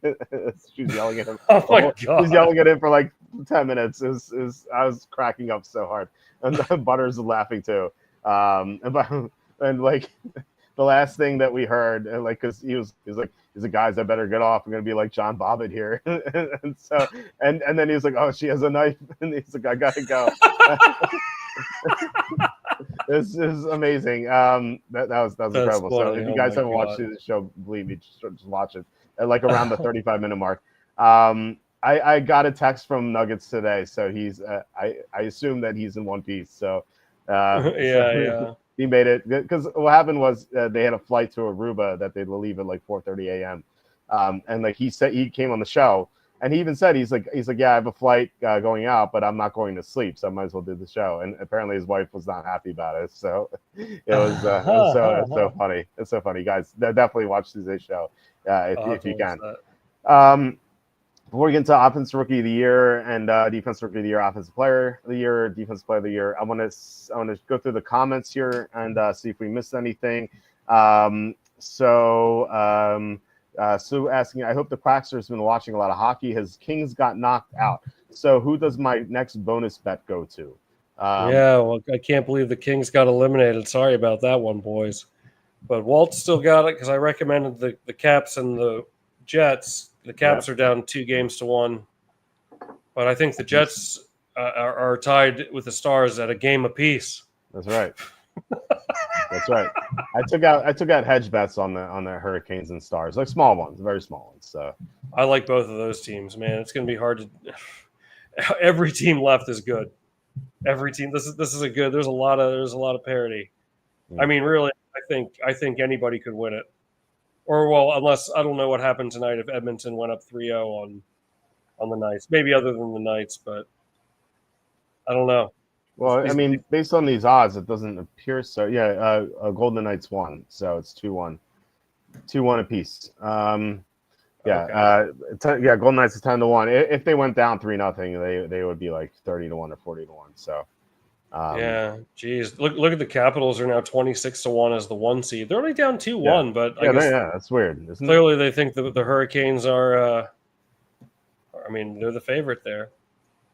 Yeah, I mean it was a blowout tonight, so that could be a part of it. But Yeah, Maple Leafs are intriguing, but I mean it's 7-1. But I mean, they're like the Cowboys of the NHL. You know, yeah, they they always just lose in the second never round seem or to get something. over the hump. So I mean, you've got that working against you. You know, but then if it works, you know, if they get there, then you were right. If not, it's like, oh, why would you ever take that? They never do it. I mean, eventually they Well, might. They have a ton of talent on the team. to answer Sue's question, who would you bet on if you had a bonus bet? You know, free bet here. Who would you bet on? I don't know. I mean, I do think the Leafs are intriguing. I think Over the the line. Stars are. I think the Stars are an intriguing pick too. At plus 430. I don't know, but I wouldn't go. I can't. It's so funny that the Jets and the Capitals, your two bets, have the best odds now. I mean, I still Yeah. like the Jets at 10-1. Yeah, oh, I'm 10-1. That's a good odds. So yeah, maybe you know they have a good goalie from what I take it, Hellebuyck. So Yeah. it's 10-1 on you know a bonus bet. So that's that would be my recommendation, not Yeah, and your that's especially because they're 1-1 in the series. They're at a game apiece. game of peace. That's right. So Um, Rookie OPOY, Jaden Higgins. We'll get into that in a second. Oilers says Cam Ward will be the rookie of the year and MVP of the oh league. wow, okay. I do not think so, but we'll see. Maybe rookie of the year. I don't know about MVP. Defensive rookie of the year, Desmond Watson. Do you know of Desmond Watson? Do you know who he is? You're on mute. You're on mute. Oh, I didn't have anything to say anyway. He is No, the he's defensive 400. tackle for the He's Bucks. 400. Yeah, he's 464 pounds. Wow. This guy like can't move at all. He was not drafted, so I don't think he'll do it. Star Wars or Exorcist first viewing. I don't. What does that mean? Like, if you haven't seen them, which one did you watch? I assume. Um, for me, watch Star Wars episodes 4 through 6, and don't. You can watch the prequels; they're okay, but don't watch the sequels. Don't watch episodes 7, 8, 9. That would be my recommendation. I was never really into the Star Wars scene. I mean, I liked 4, 5, and 6, but I never like got so into it. I did see episode 1 when I was in 8th grade in the theater, but I didn't like it, and then I just never caught on. I know how incredibly popular it is, but I don't know. It just wasn't my thing. I don't hate on it. It was never for me. Exorcist. I mean, it's a classic horror movie, but it's one of those like I don't want to watch it again. So, but it is a classic. I mean, I do like it, but I can't do it again, sort of thing. Yeah. How would Emmett Smith say game of peace? I've been thinking about this one for a while. A game in peace. A game in peace. Yeah, that's good. That's good. A game in peace. Game of peace, one for each. One for each. The series is tied, one for each. That sounds like that. One for each. A game of peace. One for each game. Hey, what's Michael Penix to win the MVP? Well, hold on. We'll get to the odds here. I just wanted to make sure we didn't miss anyone. Sorry. Maybe we want NBA finals too, or whatever. It's your show. It's your show. What am I saying? Oh, that is true. I get to make all the decisions here, don't I? Let's see. Let's see. We go. I want a drunk Butters on standby at all times. Nuggets. He means Nuggets. Nuggets was the one who had some alcohol. He even said it before the show. He's like, yeah, I've been drinking. I'm like, okay. He said he's like, this is the first time I've been drinking in months. I'm like, okay, well, you're going on vacation, so I understand it. Sue says I want to see Walt do a show the night before his first colonoscopy, or maybe I don't. We'll make sure you don't eat anything. Yeah, that'd be. Yeah, we'll help. Well, yeah, we're here to help in the name of science. Yeah. John says, I'm so glad the season opener isn't at Kansas City again. We've actually done well with those betting wise. Like we had Kansas City this past year, I should say. We had the Lions the year before that. So it feels like we've done pretty well. That opener against Houston, we had whichever team covered we had. I think wasn't it Houston or something? We had that side as well. So I feel like we've done pretty well with them. Carr retired, and if you saw Derek Carr retire, so that was maybe not like that surprising because he was gonna be out for all 2025, but he's always gonna be remembered for having the most mediocre career of any quarterback. So that's he had a lot of promise too. Remember what 16, 17? Remember he broke his leg. The Raiders. They were really. They looked like a team that could maybe do some damage, but then he broke his leg in December, and they lost their first playoff game against the Texans and Brock Osweiler. Yes. And yeah, it was Connor Cook making the start for the Raiders in the playoffs, and he was so bad. Yeah. Oilers lost tonight in the last 0.4 seconds. Interesting. Wow. John saying Edmonton would be his best, be his bet, I guess. So I was surprised given he was only 34. What's that reference? Was that Nuggets? I don't know. Tyler, what that right? I don't know what that is reference to. So you can help us out, John. All right. So Carr. Okay. Right. Okay. Yeah, that makes more sense. Yeah. I was like, sorry, how do you know Nuggets' age? Like, did he say that? I think he's like 30, 38 or 39. I remember correctly. But anyway, Derek Carr, 34. Yeah, I mean, look, if you have medical stuff, I get it. Like, he didn't want to undergo shoulder surgery, which, I don't know if Derek Carr was like ever like super into football. He didn't strike me as someone who like watched film all the time. Like, I don't know. I could be wrong about that, but I mean, he was obviously like he had talent, but he just never was a great player. He had like you said, the really good season in 2016, but outside of that, he just never took it to the next level. So, for a second round pick, he did pretty well. If he was a first rounder, you could maybe say he was a bust, but second rounder, they're just fine. All right, so you wanted to look at MVP stuff first. Actually, well, you said you want to do NBA stuff. Either one. Let's do the non-football stuff, and then we will get to all the football stuff. So NBA Finals winner. So I have bets on Minnesota at 60-1, and I have a bet on Denver at like.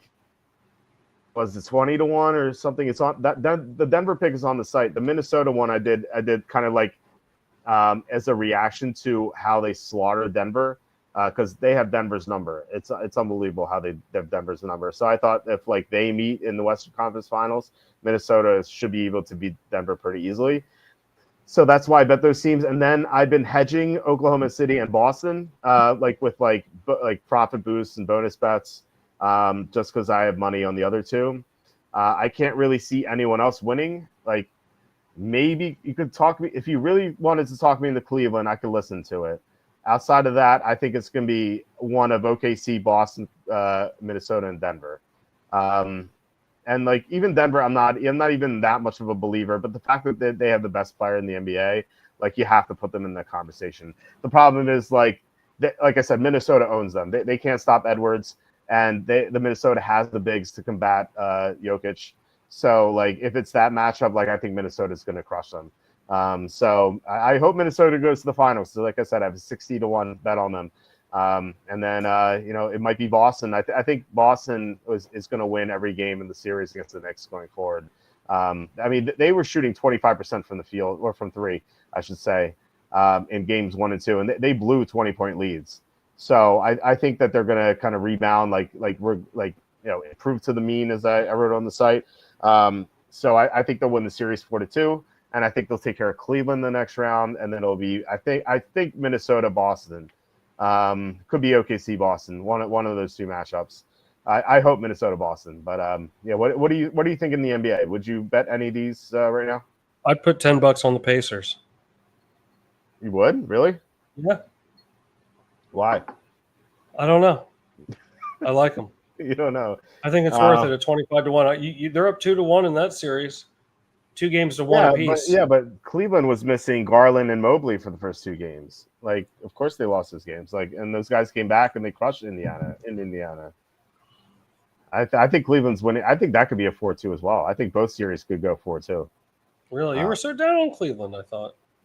No, I mean, in comparison to like Boston, like I think Cleveland has, well, they've Donovan Mitchell. Like outside of Mitchell, they don't really have anyone you can go to like at the end of games. You know, like OKC has Shai Gilgeous-Alexander. Boston has Tatum.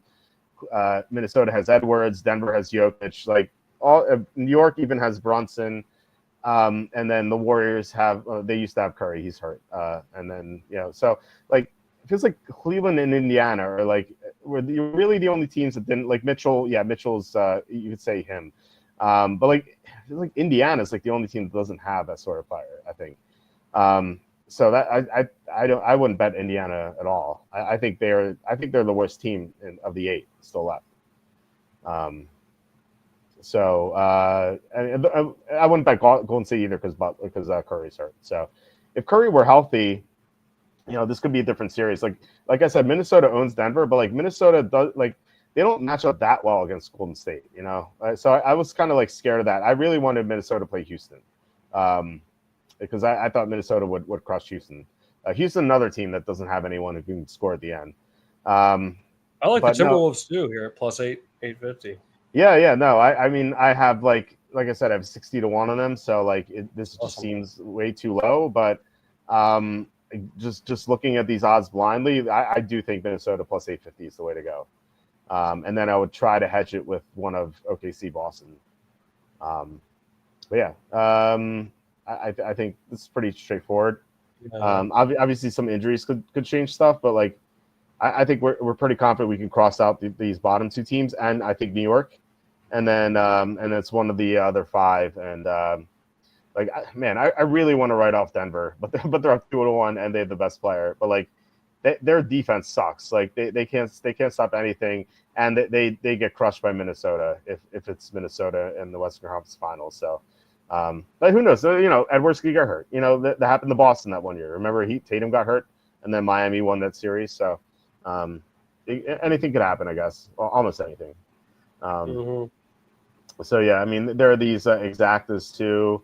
I love betting the exactas. We have so many bonus bets on exactas.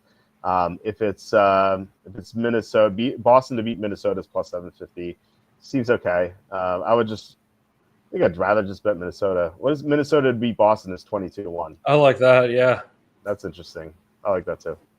It's weird that the FanDuel has the exactas here, but they don't have exactas in the NFL. To bet the exactas in the NFL, so it could just transition to NFL.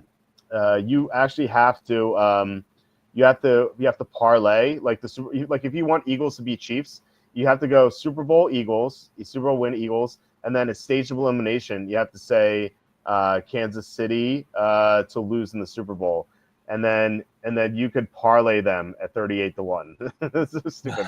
like why not just give us the exactas? It's so dumb. Wow. I know. So I've been doing that on FanDuel. On like DraftKings and BetMGM, they have exactas, but here you have to like play around and get the exactas. And like there's some sportsbooks that don't have exactas, but they do have this. Like I think Bet Rivers does, but they won't let you parlay. I'm like, that's stupid. Like, come on, you can't parlay this. It's so dumb. Anyway, Yeah. All right. So let's look at MVP and then let's look at rookies. So MVP, we have Lamar Jackson 5-1, Josh Allen 6-1, Mahomes also 6-1, and Burrow 6-1. Jane Daniels plus 850. I'm reading this for those who are listening on iTunes or whatever. Justin Herbert 20-1, Jalen Hurts 20-1, Stroud, Brock Purdy are 25-1. We have Jared Goff, Caleb Williams, and Jordan Love at 30-1, and then we have a bunch of 40-1s and 50-1s. Does anything stand out to you here? I'll make this bigger. Thing. Oh wait, no, that's. There we go. Hold on, I don't see. Keep going down. You going Where's Michael Penix Jr.? Michael Penix Jr. is 75-1. I think it's worth a shot, baby. You think so? I definitely do. 75-1. Are you kidding me? You think so? Really? Yeah. What if he can't? I mean, I don't know. He only played a couple games at the end of last season, but I mean, I really believe in Michael Penix at 75-1. Yeah, and maybe he won't. Yeah. I mean. If you think the Falcons have a good chance to have one of the best records in the NFL, I don't think it's that bad. You have to worry about Bijan taking away some votes. Like if the Falcons are great, Bijan's probably running for close to 2,000 yards, right? So Bijan could take some votes away from him, kind of like Saquon took votes away from Jalen Hurts last year.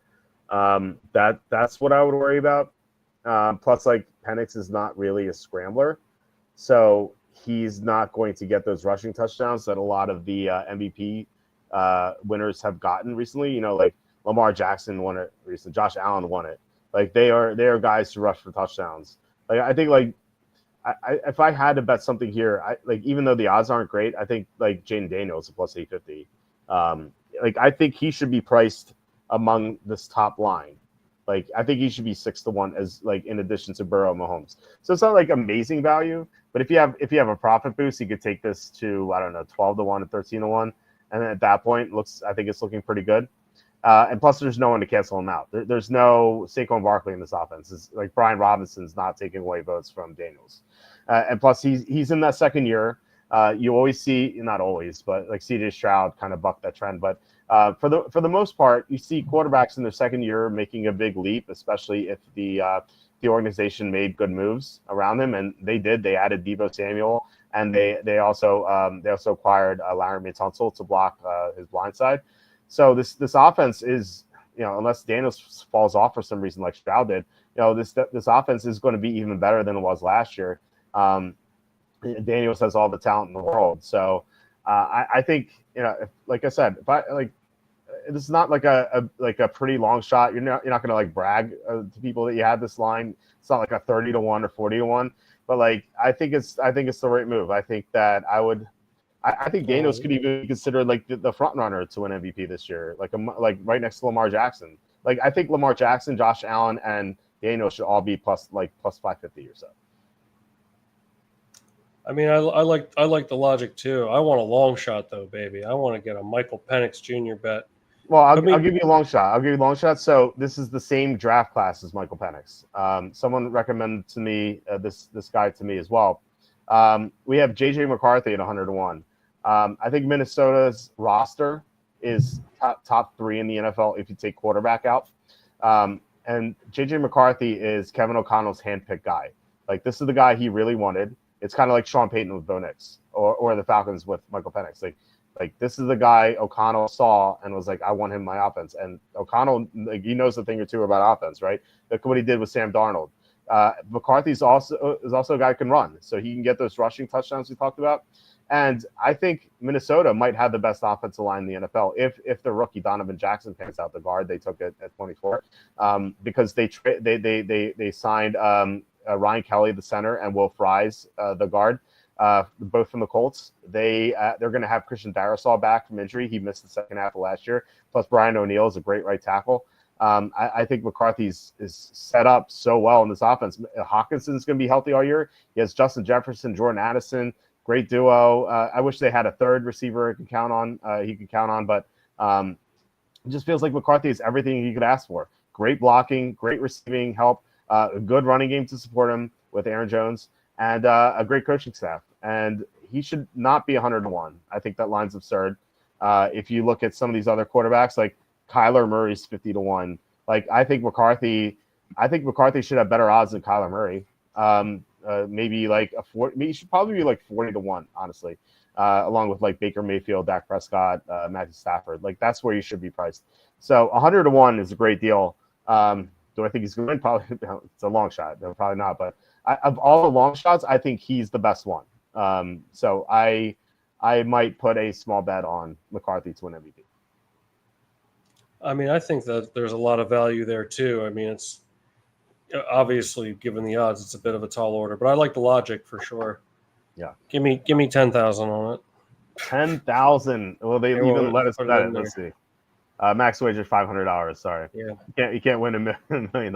500 wins you $50,000. So that's pretty nice payout. Put me on. Right. Bo Nix. No, put Bo Nix in there. Put Bo Nix in there. I wonder if what's the max wager there? Is it still 500? Let's see. Yeah, it's still 500. So yeah, 500 win 37,500. I would not bet Bo Nix. The problem with Bo Nix is that the MVP winner has to have one of the best records in the NFL. Like almost has to, you know. And the fact that they're stuck in the division with the Chiefs and also the Chargers, that's going to make it more difficult. Whereas like Minnesota went 14-3 last year, like with Darius Hall missing half the year. So I think Minnesota could have the best record in the NFC.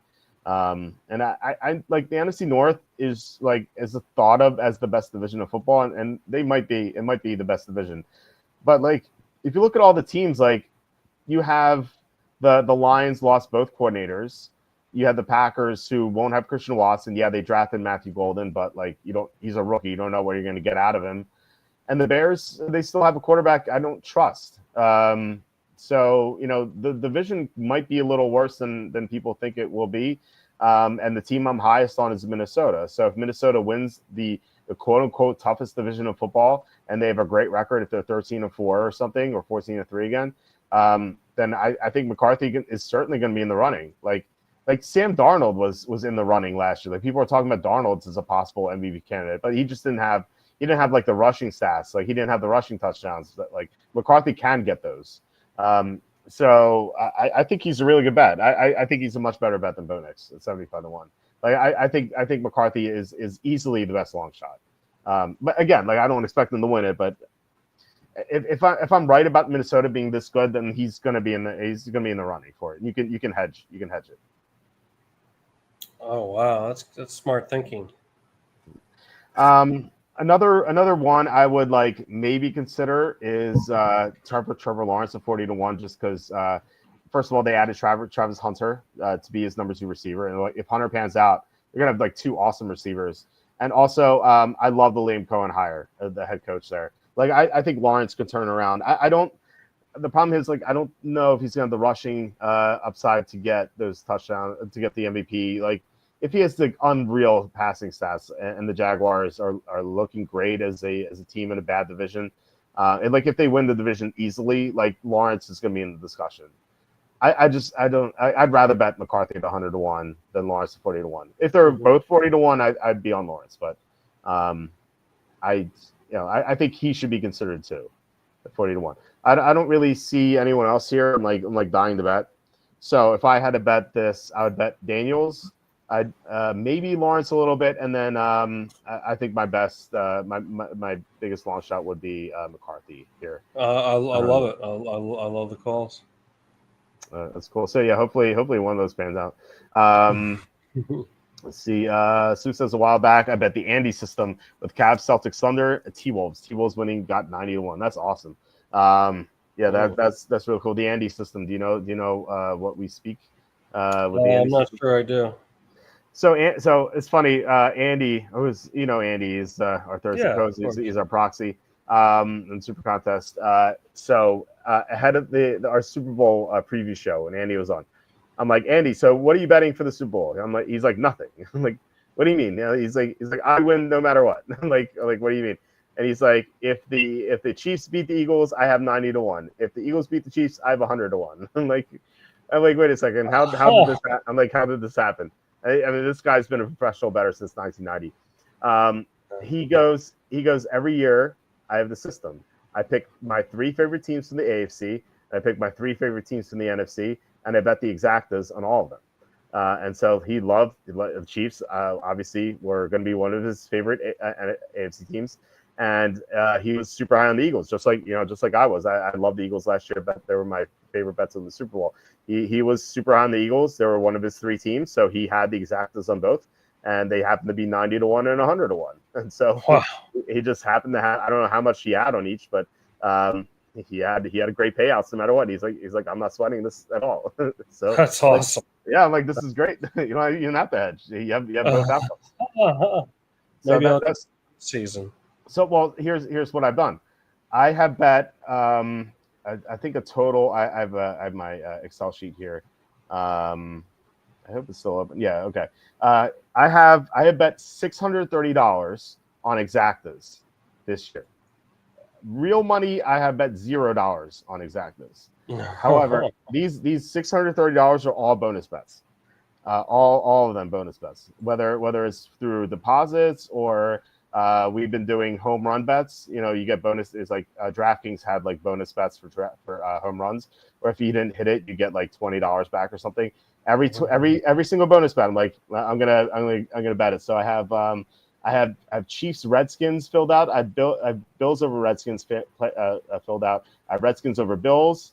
I have Redskins over Chiefs. And so right now, I think I'm working on Redskins and Ravens. And then once I've done that, then I'm going to switch my NFC team. I'm going to switch to Rams. And then I'm going to switch to Vikings. So Redskins, Rams, and Vikings are my 3 favorite NFC teams. I do like the Eagles too, but their numbers suck, and I think we can get better odds on them once they screw up at some point during the regular season, like they did last year when they lost to the Buccaneers and Falcons in the span of 3 weeks. They got blown out in that Tampa game, and I can't remember what the lines were then, but I imagine that you could have gotten like great lines on the Eagles to win the Super Bowl back then. So like they're going to mess up, and you're going to have better odds on them. So like it might be like a 4-by-3 for me, and like maybe expanding Andy's system. I should probably get his opinion on that before I do it. But that's what I'm doing. So it's pretty cool that Slew applied that to the NBA. Oh, nice. I hadn't considered that for the NBA. So maybe I imagine you could still probably do it. Like the odds aren't that great, but like if you pick the NBA, obviously I think you could do just 2 teams in the East with Boston and Cleveland, and then 2 teams in the West with 3 teams in the West with OKC, Minnesota, and Denver. So I wonder how that would play out. But I imagine obviously it would have been much better before the playoffs started. So let's see. Barkley could be interesting if he puts up another 2,000-yard season. Yeah, I still think he would win Offensive Player of the Year. Like it's so hard to give that to an MVP. But if he breaks the rushing record, I think you could probably give it to him too. Brendan says, "I heard every time the Bears win, the Vatican will release orange and blue smoke." Nice. Yeah, because the new Pope is from Chicago. It's funny. All right, so let's do rookies.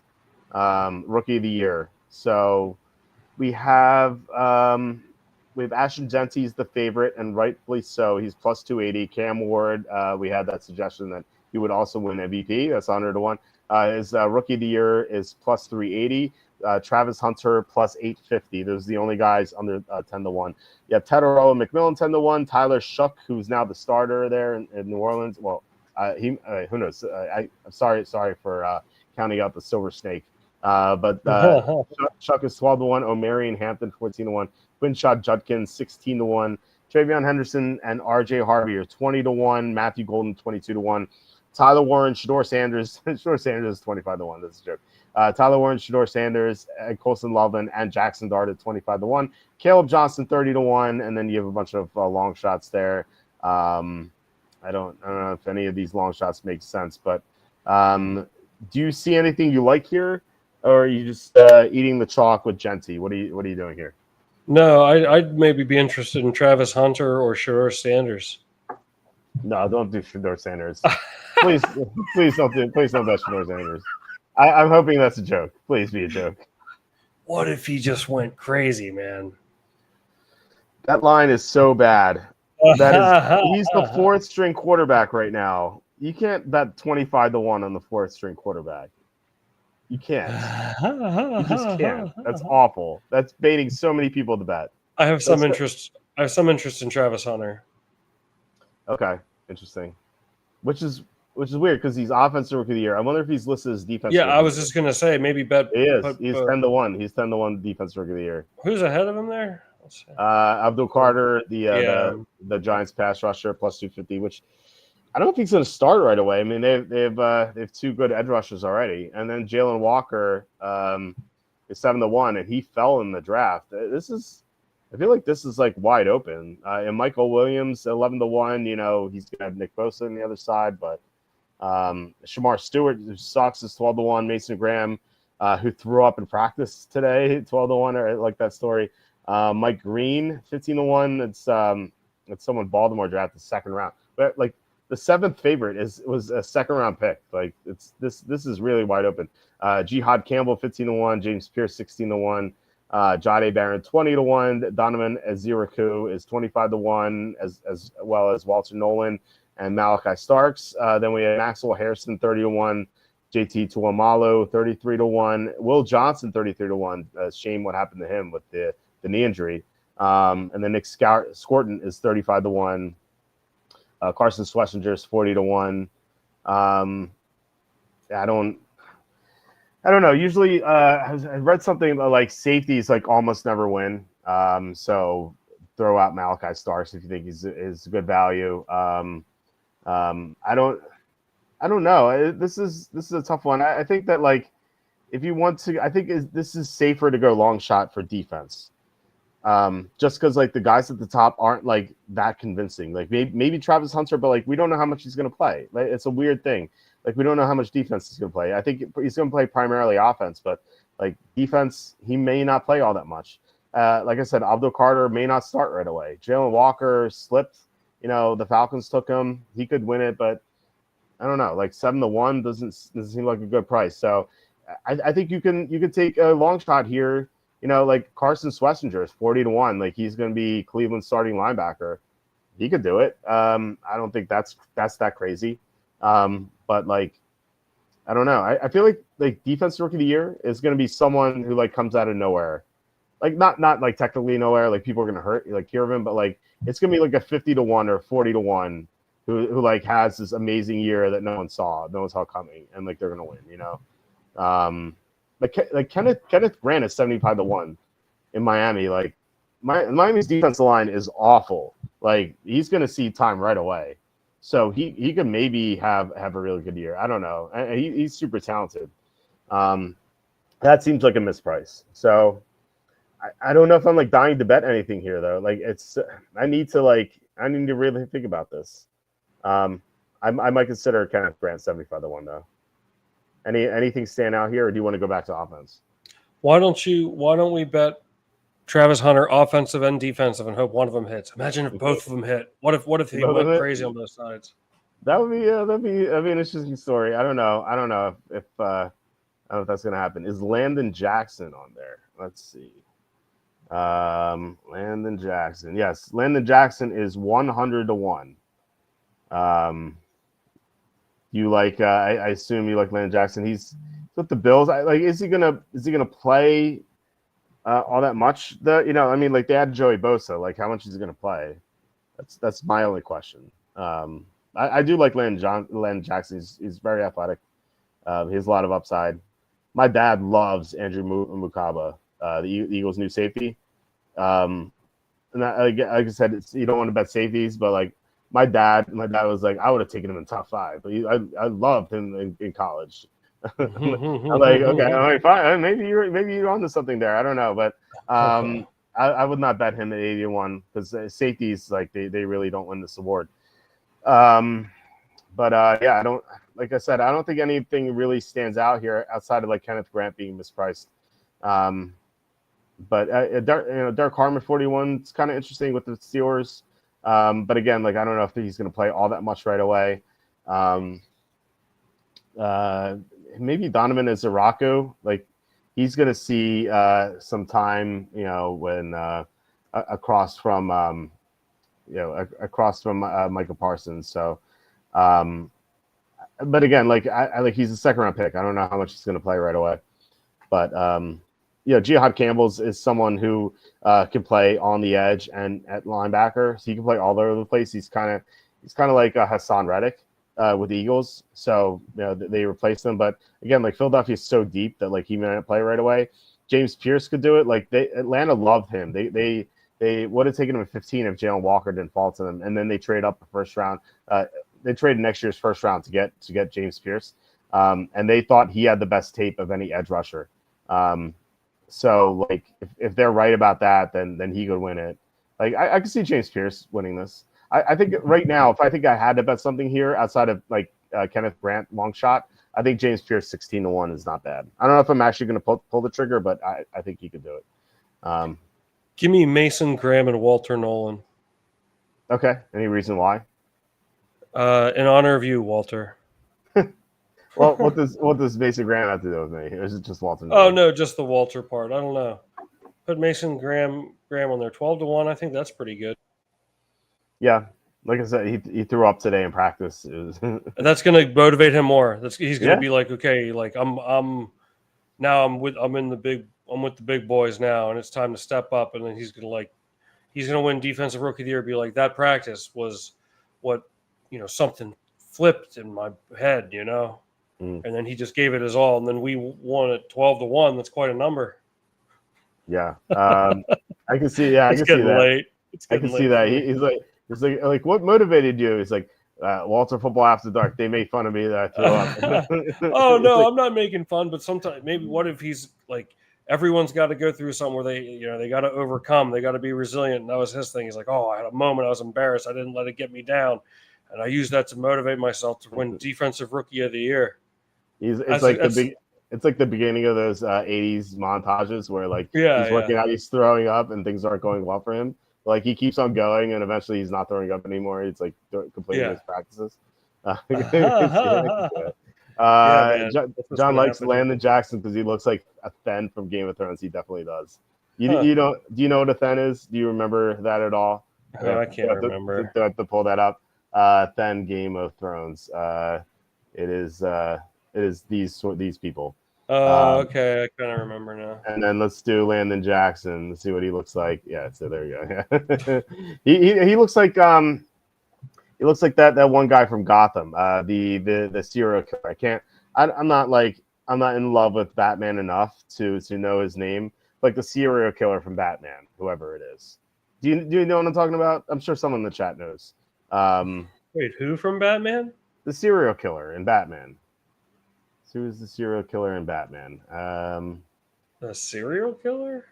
Yes, Zaz, Victor Zaz. Oh, Zaz. Okay, sorry. I know Yeah, Victor Zaz. Yeah, I would have known he was the one that he tallied his victims on his yeah. There you body. go. Remember? There you go. There, it's Victor Zaz from Gotham. Uh, But that's I that is who I thought of when I saw yeah, Landon yeah, Jackson. Look Victor at them; Zaz. they're the same person. I'm sure. I'm confident they're the same person. Anyway, Oh man.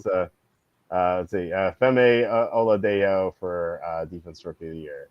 Hold on, let me see. I wonder if so I don't know. I guess like Tennessee's pretty hurt at edge rusher because they lost Harold Landry. So let me get back on the screen here. So what is Oladeo 75-1? So that's interesting. I guess I could see that as a long shot. I'd rather bet Kenneth Grant as a long shot, but I think that I can see that happening. I see him having like a really impressive edge rushing season.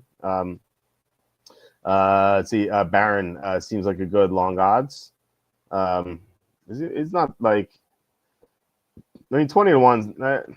Yeah, I mean, look, he's starting across some Surtain, so I don't know if like I feel like it's kind of tougher for cornerbacks to win it. I mean, obviously it's happened before, but I think I'd rather bet an edge rusher or defensive lineman or linebacker to win it personally. But yeah, I mean, like Johnny Barron is super talented and he can play anywhere in the secondary. So I could see that happening too. Let's see here. So let's go back to offensive. We did have a recommendation for Jaden Higgins. Someone posted that before. He's going to be Houston's receiver opposite of Nico Collins. I mean, if you're looking for long shots, I guess that's not that bad. Another maybe sort of long shot is Caleb Johnson, the 30-1.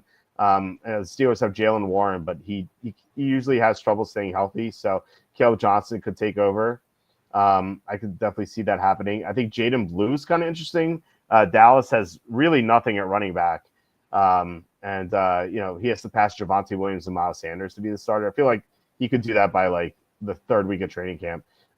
So I feel like that's something that could happen.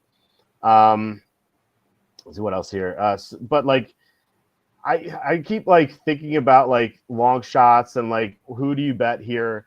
And I keep coming back to Ashton Genty, and I'm like, is plus 280?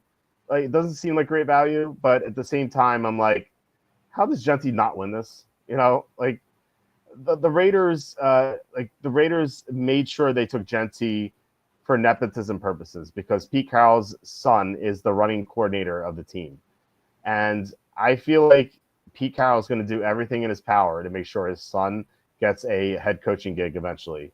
And the way to do that is have Genty win Offensive Rookie of the Year, rush for 1,400 yards or something, 12 touchdowns. And like, if you look at the other top guys, like Cam Ward is, he's raw. He could win it. I don't see him on this. He's not going to be the same level as like Jaden Daniels or CJ Stroud though.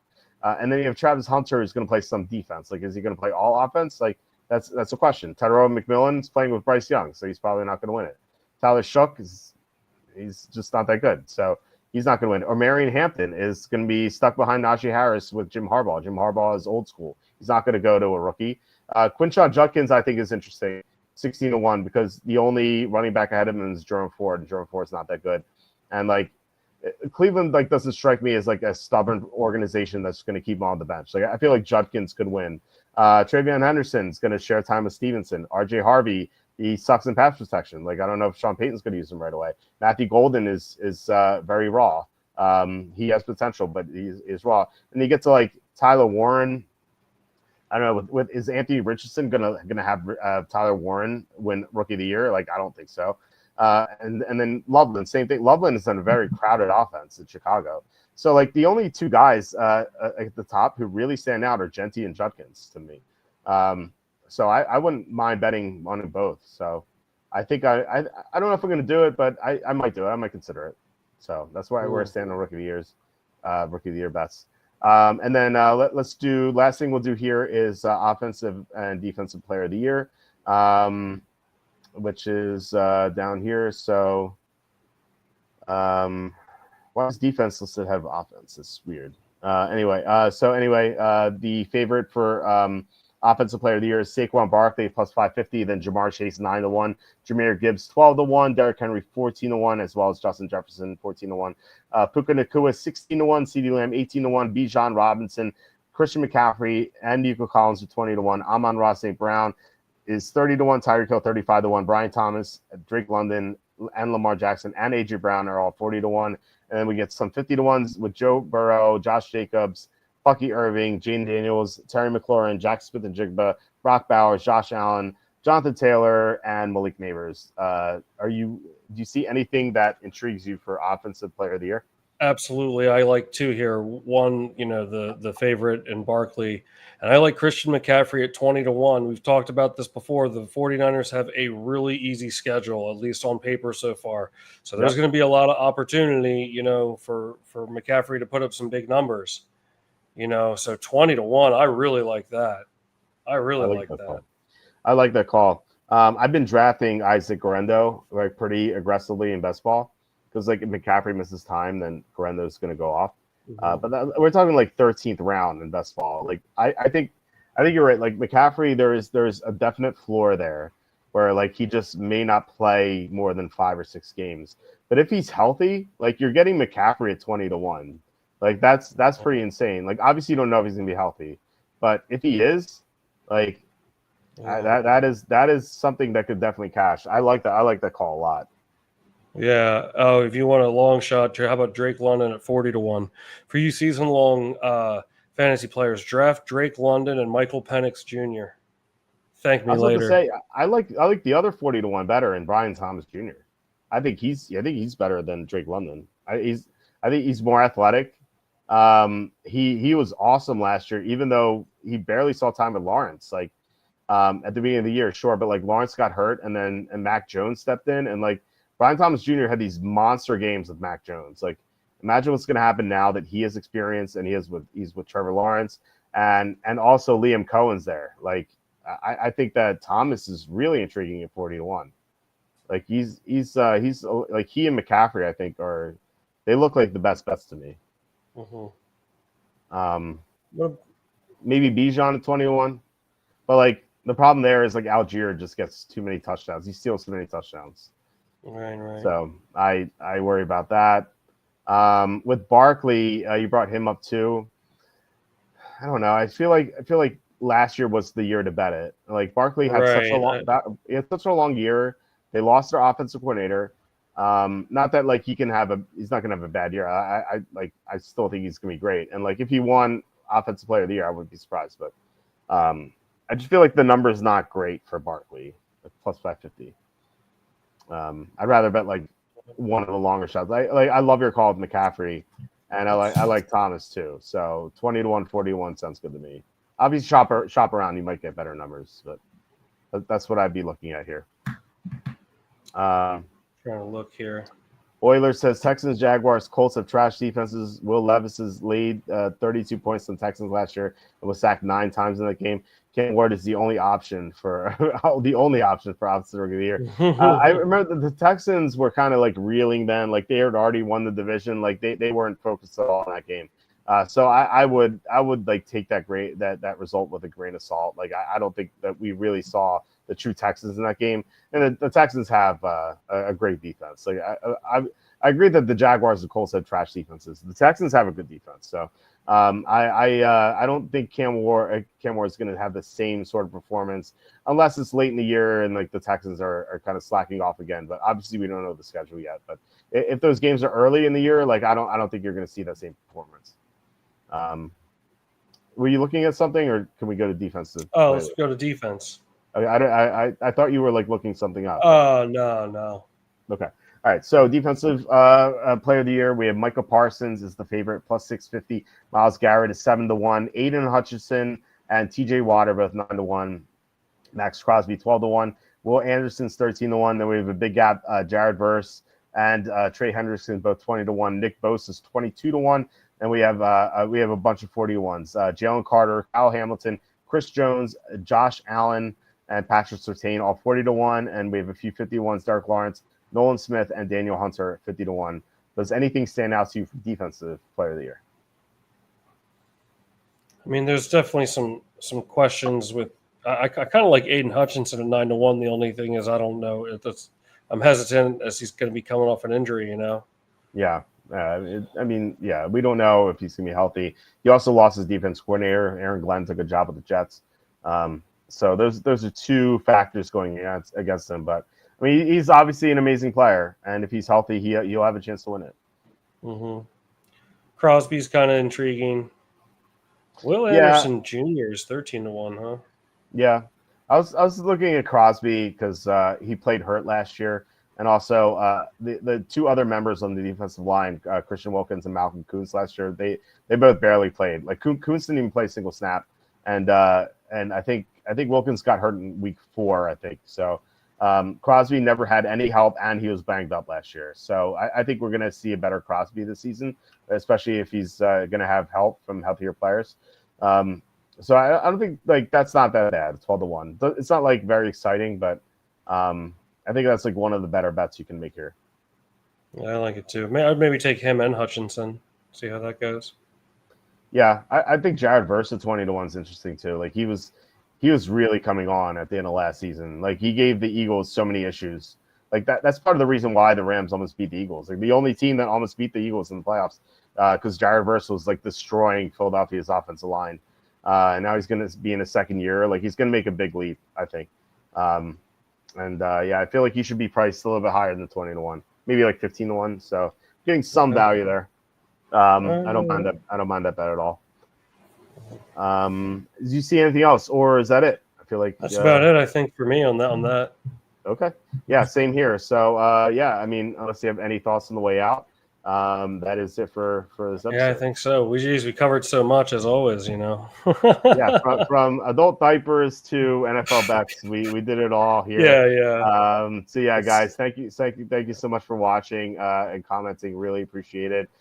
Thanks especially to Gerald Jones for the $4 super sticker. As I always say, like these YouTube ads pay nothing. So 53 cents was the last time. Was what we made the last time we didn't have one of these. So thank you so much, Gerald Jones, for watching for many years. Thank you so much. But yeah, guys, please hit like, subscribe, comment below, share this video, visit the link in the description of the merch store. Quacky, do you have anything to plug? Perhaps. I hope your eventual triumphant return to Twitch. should be soon there on the old Twitch. It's been a while since I've been on there, but I'm looking to make a comeback soon. As always, I appreciate y'all hanging out. It's always a great time. Walter, of course, Great time as always. Appreciate you having me. Yeah, it's awesome. Can't wait to do it again next week. We'll be back on Tuesday. We will be previewing the PGA Championship, which is the second major. So I think unless he's still in Aruba, we're gonna have Nuggets on. So we're gonna see how he survived, and who knows, maybe we will have a sequel of what happened last time with his wife yelling at him. So that is something to tune into. So we're gonna cover that Wednesday. Kenny's gonna be on. That's gonna be the eve or the night of the schedule release. So I'm sure we'll talk about the schedule. Thursday, we will be doing our week 1 preview. I don't know with whom, but that is that's a episode I always look forward to, like breaking down the week 1 lines, like early takes on it, whatever. And then Saturday, Tom would be on once again. So full week next week. Looking forward to already. So yeah, once again, guys, thank you so much for watching. I really appreciate it. And have a great rest of your weekend. Happy Mother's Day to everyone. And I will talk to you on Tuesday.